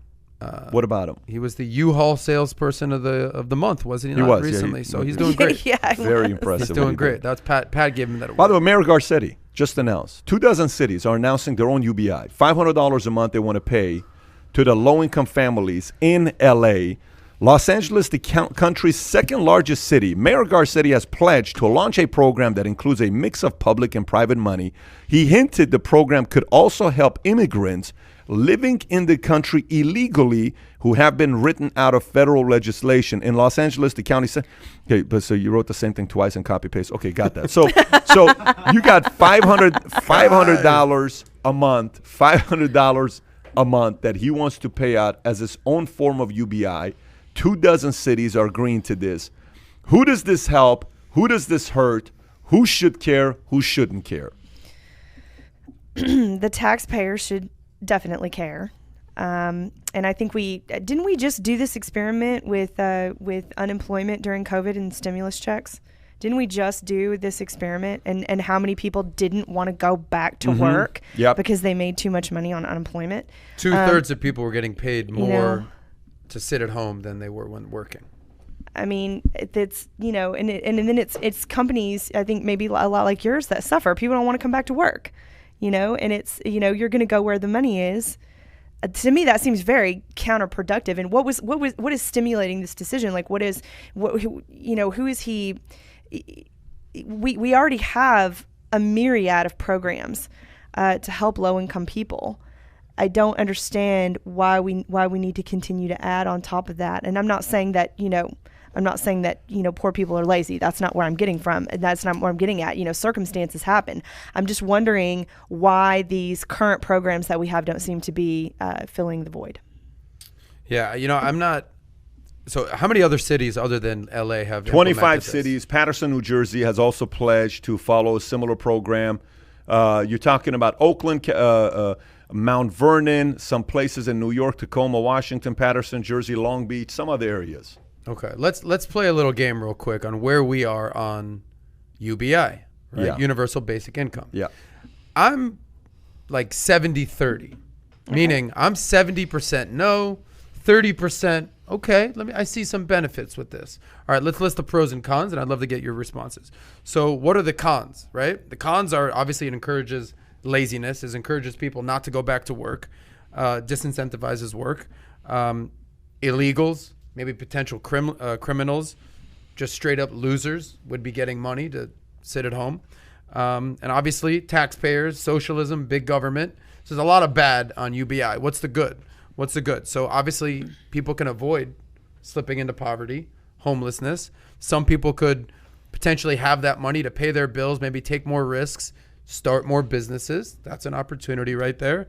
And then obviously the big thing that Andrew Yang talks about is automation and robots are going to be coming for your jobs in the next 10, 20, 30, 40 years. So there's pros and cons to this. So I'm 70-30 against UBI, but I'm not 100% against UBI. What say you? To me, a UBI screams, I can't compete in the world. It screams, it's not encouraging people to go into the trades, which is so necessary right now. Okay, Trade so schools. yeah, so we're Agreed. we're doing this whole, I think when I was in high school and during my college years, it was like you got to go to college or you're a loser. Okay. Right. And then the trades suffered for it. Right. So, welders and gunsmithing and, finding a good mechanic. God help us. Can we find a good mechanic? You know what I mean? And so all that stuff suffered. And now the trades are making a comeback. Totally agree. And I think that, if we say, we're going to give out this universal basic income, it's really just proving that all of your programs that you've done before this have failed, because they're out there, okay, and you can take advantage of them. So why do we need this additional one? We're disincentivizing people to either start businesses. There's microloan programs and loan programs for people who want to start businesses, and then we're not encouraging anybody to think for themselves, do for themselves, or go into the much needed trades. I'm in the trades. I'm in gunsmithing school right now. Where are you on the are you 100%, 80, 90, 50, 50? Like, where are you on the? I'm 0% because we already have programs in place. Are you also 0%? Oh, let me tell you what I love about. I love that Garcetti announced this $500 to LA. You have no idea how much I love it. Ask me why I love it. Pat. Let me tell you no, why I want to you ask love him. it. No, I want to ask him. Go ahead. Pat, why do you love it? Let me tell you why I love it, Jay. I'm going to tell you why I love it, Jay. Tell him. And it's going to be a different perspective. But I love this stupidity of what LA is about to do. Do it. Go for it. Give people free money. Here's what it's going to do. Look, what I'm all about is the following. Okay? He's taking off his watch. They say a very simple line says, if you don't take care of your people, somebody else will, right? It's that simple. Now, you're going to lose certain people culturally. They fit in a different culture, et cetera, et cetera. But if you don't take care of your people, somebody else will. If you don't take care of your woman, somebody else will. If you don't take care of your man, someone else will. There's always going to be somebody else that's willing to take care of what you currently have. It's that simple, right? Okay. LA has a choice to offer this UBI program to the people that they want. Who's it going to attract? So imagine if you are in a different county and your county doesn't give you $500, okay? Say I am the mayor of a complete different city. I'm a mayor of a complete different county, different city that I'm running it. And LA announces they're giving $500. Guess who's leaving my city? I'm in love. I'm like, Mayor Garcetti, thank you. Thank you. Because everybody that wants free money are moving to your county. Thank you for cleaning out my county. I'm all with it. Because I'm not going to lose my business owners to your county. Oh, no. I'm going to lose the people that want free money to your county. I appreciate you. Phenomenal job. Thank you so much for doing this. A guy came out a couple of years ago. His story went viral. He said, I don't believe I need to make more than $70,000 a year income. Guy who owns this company. You know what the story is. Oh, yeah, of course. So he ends up giving everybody a salary. Those were making $10 an hour. He takes them up to what? 70. Right. And those that were making six figures, he takes them down to what? 70. He was making $1 million income. Guess what he does? Takes himself down to 70. Did you kind of get this? So people making less than 70, they're saying what? That's a place to be. Man, I'm loving this kind of a place, right? I want to go work for somebody that's automatically going to give me a $70,000 a year income. You know how long that beautiful story that was shared by the media lasted? Less than 2 years. You know why? It's not sustainable. It's not sustainable in companies. It's not sustainable in families. It's not sustainable in cities. But I love, if I am a county next to LA, I am saying, please do it. I'm begging you do it. Let's clean the house of my street. I will give you all the people that are low income. Let them come to your city. It's up to you. You know how this whole conversation goes about taxes. We're sitting at Rafi's place. We're having a friendly debate. Best restaurant. Kai, real quick, pull up Dan Price Gravity. That's the guy. Okay. 70 grand. So we're sitting at Rafi's place. And at Rafi's place, the conversation comes up about taxes.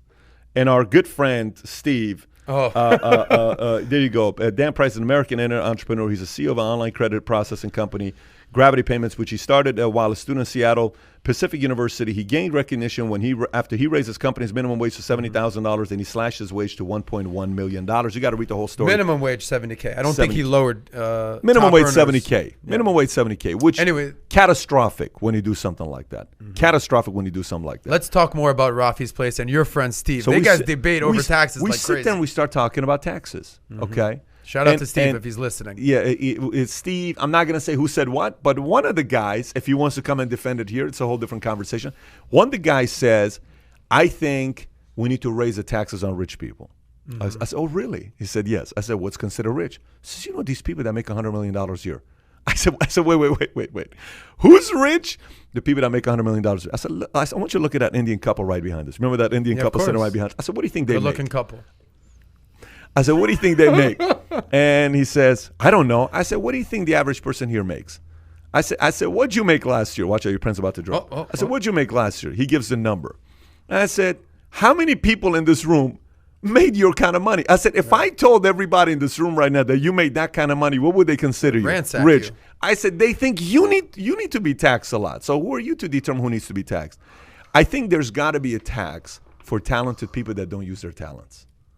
For me, it's the other way around. I'm being dead serious with you. Right. If you're talented and you are not using your talent and you're sitting around, I think we need to tax you the highest. Wow. Not the other way around. Because if a person is busting their butt, going out there creating jobs, using their talents to create an economy for other people, that person needs to pay less taxes.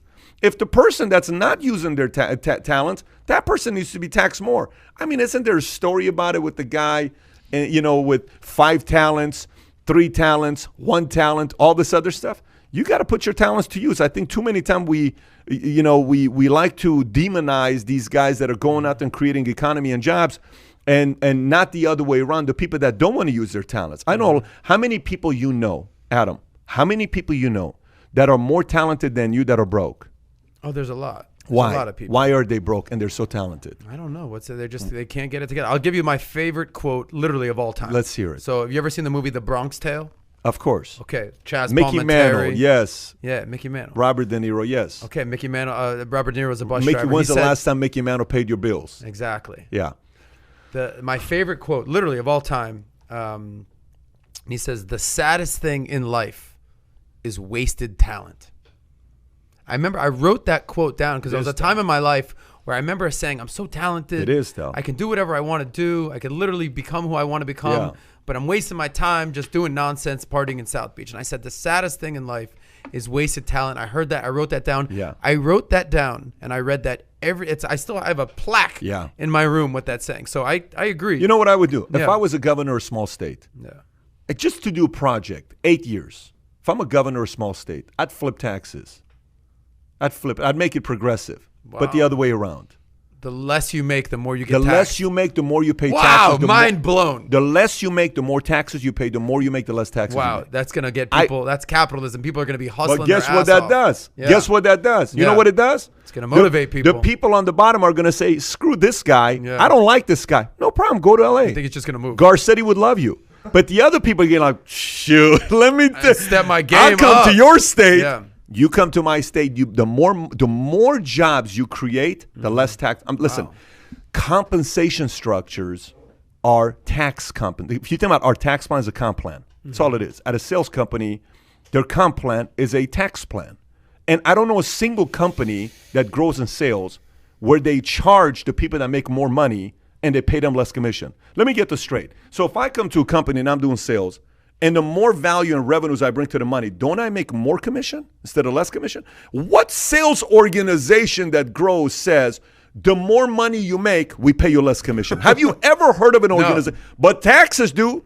And all of these Americans have bought into this progressive tax system for what? Wow. Who said this? Because somebody said the more money you make, the more money you should pay? No, it should be the other way around.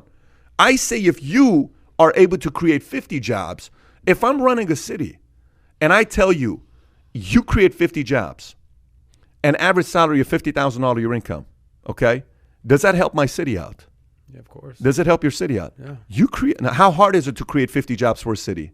Well, wait a minute. Not easy. If it's easy, not easy. Not easy. It's very hard. Yes. I don't want you to pay taxes. You'll have the lowest level of taxes you pay. You create 50 jobs in my city? Are you kidding me? You're a hero. No, it's the other way around. You created 50 jobs and you're making money off of these people and you made $2.2 million last year. Shame on you, you rich man. Damn. What do you mean shame on you? It's the other way around. You have this degree. You are so smart.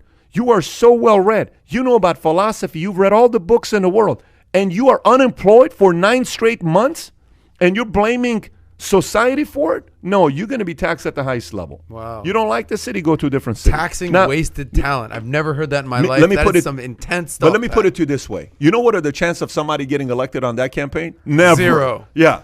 Yeah, you But- ain't going to get elected on something like this. But do you know how on point that message is? My mind is so blown Yes. right now. Freaking- Boom. My mind is blown. Guys, give a thumbs up if you like Pat's point on that. Man. That was some It'll never happen, powerful folks. stuff. I just want you to know this. Give a thumbs up. Not in a time where all these rich people are demonized and everybody else who's unemployed, not getting a job, is a hero of America today. I can't understand that Now, part. what's the percentage? I heard this one time, but I can't remember it. Like, how much of like basically the total tax burden does the like top 1% carry? Don't they pay like almost half of the actual nation's taxes? Yes, know, most of it. Of course they do. Of course they do. Kai, pull that up. But look, here's what I'm all about, man. This is what I'm all about. For me, you know, when I see somebody, like when you and I spoke, perfect example. This is my wiring. I can't help myself. I'm wired like this. When you and I spoke the first time, how many years ago was this? 8 years ago, 9 years ago? 2012. So I see Adam, okay? And if you ever you should go to an event with Adam, okay? When you go to an event with Adam, if you go to the acting school, you know, with Adam, within 5 minutes, Adam knows everybody. I was like, hey, what's up? I don't know Adam, but Adam approached me. I didn't approach Adam. I'm at the gym doing my regular back workout. I'm doing. Adam starts coming. What's this? What's up, man? Your muscles. What do you do? Tell me. So, what? And then every time Adam's talking, everywhere I go, everybody knows Adam. I'm like, how the hell does everybody know Adam? How long you been in the insurance? Everyone. So I'm like, dude, listen. I pulled him aside one day. I said, you are so flippin' talented. You need to be on TV. You need to be on camera. You're a camera guy. He says, what do you mean? I said, you don't need to write. You don't need to start a podcast. You're handsome. You're good looking. You got a good voice. You got a good sense of humor. You need to be on TV. He starts doing videos. Okay. This is a talented guy. I mean, he's got a big upside. And I'm like, this guy's got to do something with this talent. Now, Adam, is a cash millionaire now. You weren't 10 years ago. No. You're now a cash millionaire. Right. You're a saver. You're very responsible. Saver and you investor. take care of 2 cats you got. Little weird, but it is what it is. Okay? So now watch this. Gift. I watch Jerah. Yeah. When I left watching Jarrah, I couldn't help myself. I'm like, this is a talented human being. Oh my gosh. Her storytelling, her sense of humor. I could not believe. I'm sitting there. I would have normally checked my phone 100 times, listened to class. I didn't even check my phone for 4 hours. I'm just glued. That's the impossible. When she's telling her story. I walked out and I said, dude, we got to get her on the podcast. Now, here's the thing with Jarrah. Jarrah is not an online personality. Jarrah is not an influencer, meaning she's not like she has her own YouTube channel. She has her own podcast. After this, I would love to see Jarrah be all over the place because I think Jarrah is a talented person. Everything I see, when I saw Sam the first time he took care of me 3 years ago, I don't know what the time was. Okay, 2.5 years ago, wherever it was. I'm like, I feel safe around Sam. Sam makes you feel safe. And then I saw how Sam took charge of everything. Sam wasn't working for me 2.5 years ago. Is there anything I can get you? Are you okay? Are these people bothering you? Do I need you to? I'm like, dude, I don't pay you. Why are you doing this? Then I told him what I said. I said, listen, if you ever want to run, you got a job with me. You tell me when you want to do it. And then he came. He contacted. We figured something out. He came out here to Dallas. But I saw the talent of him leading people. First time I sat down with Kai. You know, yesterday you did the interview with, what's the guy's name you interviewed yesterday? Daryl Davis. Daryl Davis. What an amazing guy. Which Guys, I if can't you wait. don't know who Daryl Davis is, I'm please Google supposed to him. do the interview, Yeah. and last minute, the only person I've ever given an interview for in my career is who? To you. Wow. I said, Adam, you're going to do this interview. I'm not going to do the interview. It's on you. So Adam does the interview yesterday, crushes it. An hour-and-a-half interview ends up being 6 hours. It's a 6-hour interview. That's the only problem. 2.5 hours. We ran out of Seriously. tape. All Yeah. our cameras are done We because got we use along. old school Daryl tape. Davis and I we got use along. old school tape. All You know the who tape this is guy gone. is? Okay. Do you know This who is the Daryl Davis is? KKK guy that converts people. Black guy that converts real good KKK story. They made a guys. movie about it. Amazing But you story. know I what love happened this at guy. 11 o'clock? I get a text at 11 o'clock. You know who it's from? Kai. What does Kai say? Pat, don't worry. He's going to be ready. We're going home right now. He's prepared for it tomorrow. He's going to do fine. I didn't tell Kai to do that. Kai chose to do that. See, it's so attractive when people use their talents. It's the most unattractive thing for me. I cannot tell you how unattractive it is when somebody doesn't use their talents. It's so unattractive. And we have become the nation that wants to applaud victims. We have become the nation that wants to applaud everything that happens. I was having anxiety. I have a mental issue. I'm in depression. First of all, half the time we're depressed and we have mental issues. Life is freaking complicated. Marriage is annoying half the time. Raising kids, how many people want their kids shitting on them all the time? How many more diapers you want me to change? How many times does a kid have to pee on me? Changing the diapers, I'm checking the phone. All of a sudden, I'm sensing my cheek getting wet and warm. I don't have a clue why this is happening. My son is peeing on me. What a wonderful life. That's parenting. Okay, you got pee over here. I'm like, oh my gosh. Pee, and he's smiling at you, peeing on you. You know, what do you do to this kid? Happy birthday, Dylan. Hey, man, phenomenal job, buddy. You know, life is complicated, man. Life is weird. But you got to use your talents. So all this stuff about giving money away, you know what? You know how I perceive when somebody wants to give you free money? Let me tell you how I look at free money. It's so weird how I look at free money. I have such a hard time taking money from people.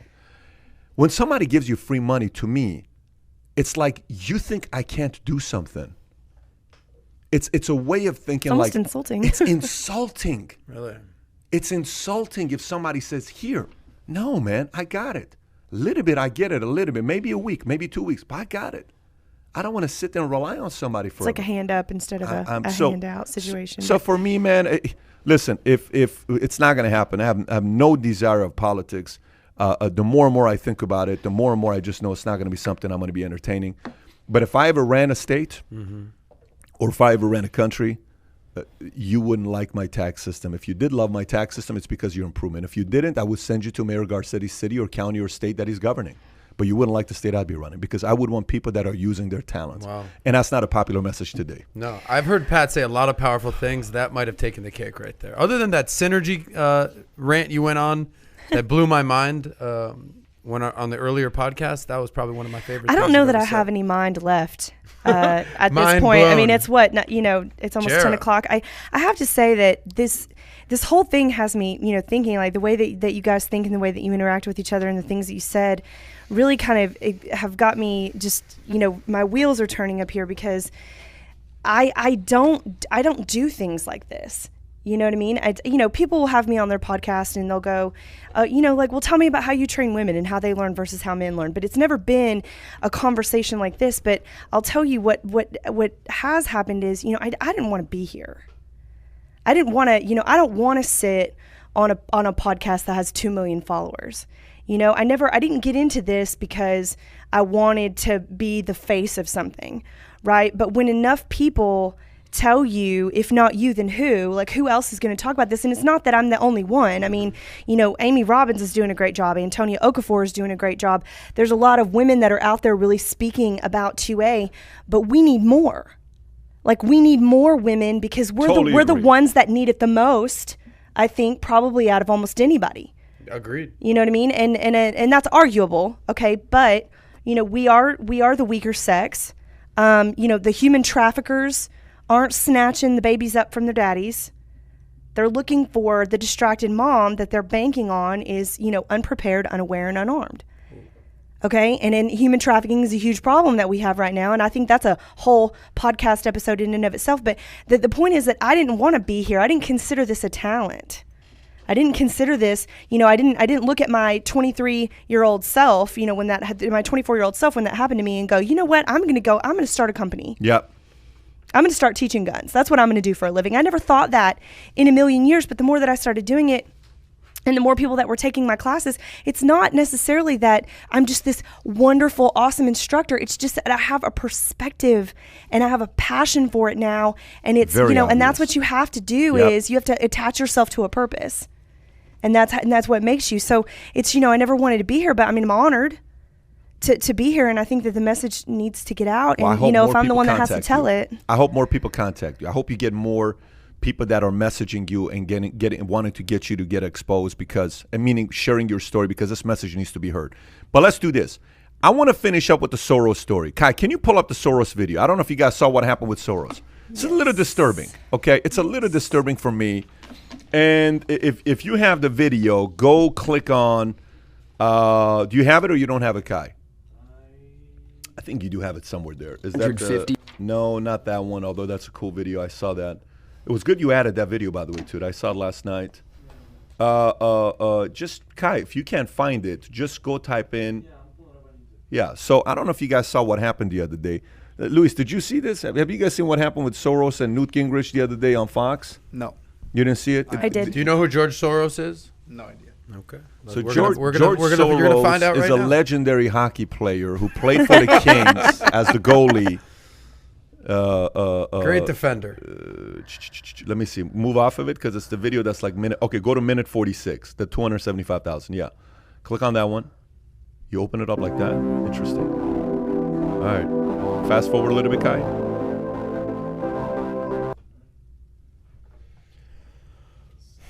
Keep going. Destroyed by this Keep violence. going. Keep going. Look, Keep going. For us. I don't think YouTube's yeah, letting there. look, the number one problem in almost all these cities is George Soros elected left-wing, anti-police, pro-criminal district attorneys who refuse to keep people locked up. Just yesterday, they put somebody back on the street who's wanted for 2 different murders in New York City. You cannot solve this problem, and both Harris and Biden have talked very proudly Go 10 about more what seconds. they call progressive, pro-criminal, and overwhelmingly elected with George Soros' money. Watch this, And right they're here. a major cause of the violence we're seeing because they keep putting the violent criminals back on the street. I'm not sure we need to bring George get the Soros last. into this. I'm not sure we need to bring George. Watch Wow. I was going to say you get the last word, He paid Speaker. for it. He paid for it. I mean, why can't we discuss the fact that millions No, of he dollars didn't. he spent I agree with Melissa. electing these George Soros doesn't need to be a part of this conversation. this. Who is she? people? Okay. So it's verboten. All right, we're going to. Okay, pause it. Who is she? First of all, This That's- upset you deeply the other day. no. That's. By the way, this is not about Fox. I've never seen this on CNN or MSNBC. This is very uncomfortable. Saying to- you can't talk about something. well, Or someone. well. someone. First of all, who are you? What was that all about? What was that all about? I mean, when you see this guy spending the kind of money to help people getting elected in small communities, and you're spending the money, you are doing all this is proven. This is the stuff that this guy is doing. It's been proven many times by people regarding what Soros has done. What Newt Gingrich, all of a sudden, you can't say that. Why can't you say that? Why can't? Yesterday I was watching Jimmy Fallon had somebody on who talked about what happened with Breonna Taylor. Okay, and the last 4 minutes of that interview, if you watch with Breonna Taylor, with the lady that spoke, can you type in Jimmy Fallon and then go today, solve for today, go Jimmy Fallon, and on the filters go to, search, then go to his channel, and I'll take you to the video. Go to his channel. Actually, right there. That's the lady right there. Yeah, right there. Joy Reid. Go lower. 2 more. 1 more. Okay, right there. If you watch this, go to minute 8. Joy Reid is a big NBC. She is a big NBC. But go to minute 8. And if you listen. Ever been surprised was in the Freddie Gray case in Baltimore when they were charged. The surprise is when there are charges. And that's only because Marilyn Pause Mosby. it. I highly recommend people watch this because when I watch the last 4 minutes of what she says, first of all, she made it seem like all cops are bad cops. She made it seem like we should get rid of all cops. I mean, how is the executive producer not jumping in and saying, wait a minute, listen, you were escorted here by cops. We are protected by cops. What are we doing? It's not all of them. It's a small percentage of them. You don't hear anybody stopping those stuff. You can't say the word Soros. Is Soros advertising a lot of money on Fox? What's Soros doing for Fox's producer to say you can't mention the name? Newt Gingrich, the man who had a 22% lead years ago when he was running for office, he was crushing out on the debates, and then he dropped off because of some stories came out about him. This is the same guy that worked with Clinton in '94, was a Man of the Year, Time Magazine Man of the Year. He was the one that helped with the economy. Him and Clinton worked together. Here's a guy that knows how to unite and work with an opposing side. He can't say anything. That guy cannot say anything. Executive producer comes and says, you can't say that. It's verbatim. Very uncomfortable when I saw that. Well, and the woman in the previous video who said that George Soros doesn't need to be a part of the conversation was actually former Obama administration State Department staffer Marie Harf. She was? Yeah, the blonde girl. The blonde girl was. Adam, do you have anything to say on this, or you Yeah, just kind of flabbergasted? No, I mean, okay, well, it's good now. This is actually perfect timing. The fact that I did this interview with Daryl Davis yesterday. Yeah. And again, if you guys have not, in our audience, have not seen anything with Daryl Davis, please Google him. Check out what he has done. He's been on Rogan. He's been on CNN. He's got documentaries galore. And he basically meets with KKK Klansmen and convinces them or sparks something in their mind to get them to leave the Klan. Okay? So I'll give you a few of his perspectives and quotes. And he says, I may not agree with what you say, but I defend your right to say it. Cool. That's the First Amendment. And for sure, we need different perspectives. There's nothing that we have. This is the First Amendment. I might not agree with what you're saying, but you can say it. This is America, right? And his keys. And it's what makes America different than everywhere else. Exactly. I don't get that part. So you need to listen to other people and respect other people's opinions. Yeah, but listen and respect. This is bigger than that, though. This is bigger than that. This is controlling the narrative with Fox. This is Fox being afraid of somebody saying something. The host is stopped and says, "Wait, you can't say that. That's not true." That's like in the middle of a debate when you see Hillary is debating Trump and Trump says something, the moderator says, "You're wrong," rather than asking a question, but doesn't say you're wrong to Hillary. Let them debate. Then you say you're wrong the next day. You can't jump in and do this, but the media is now doing this. Very disturbing to me at the highest level. I would like to see if there's uncomfortable about anything that. more like that, or if that's just a one-time incident. The mission of journalism has become very diluted and mutated. Yeah, I think. it's a great time for a media company to get started. I can tell you that for much. By the way, any media if you've enjoyed today's show, I am putting Jerah's Instagram account right there in the comment section. If you see not the comment section but on the chat section, go give her a follow. Send her some love. Jerah, it's been great having you on the podcast here. Lots of crazy topics we've talked about. And if you are still on with us, press that thumbs up, share the podcast, comment below, press the subscribe button, and click on that alert button to be alerted the next time we go live. The next time we go live will be following Tuesday on the debate at night. Remember, next Tuesday is going to be the debate on the 29th between Biden and Trump. It's going to get pretty hot. So join us on that debate. We'll watch it together. I want to hear your thoughts. Let's have a party together watching the first debate, because some tells me if Trump and Biden are going to be involved, it's going to be entertaining. It's going to be a blast. And we want to have you join us next Tuesday night, the 29th. Tuesday I don't know the exact time. We're going to put the time up on what the debate's going to be. All Be with night us. thing. It's All going to be an night all-night thing. We're going to have a good time. Bring your sleeping bag. Sleepy Joe will be there. Don Trump will be there. Mashed We're going to be potato having brains. Have a great weekend, everybody. Love you. Bye-bye, bye-bye, Take bye-bye. care. Bye. Bye. Bye. Bye. Bye. Bye.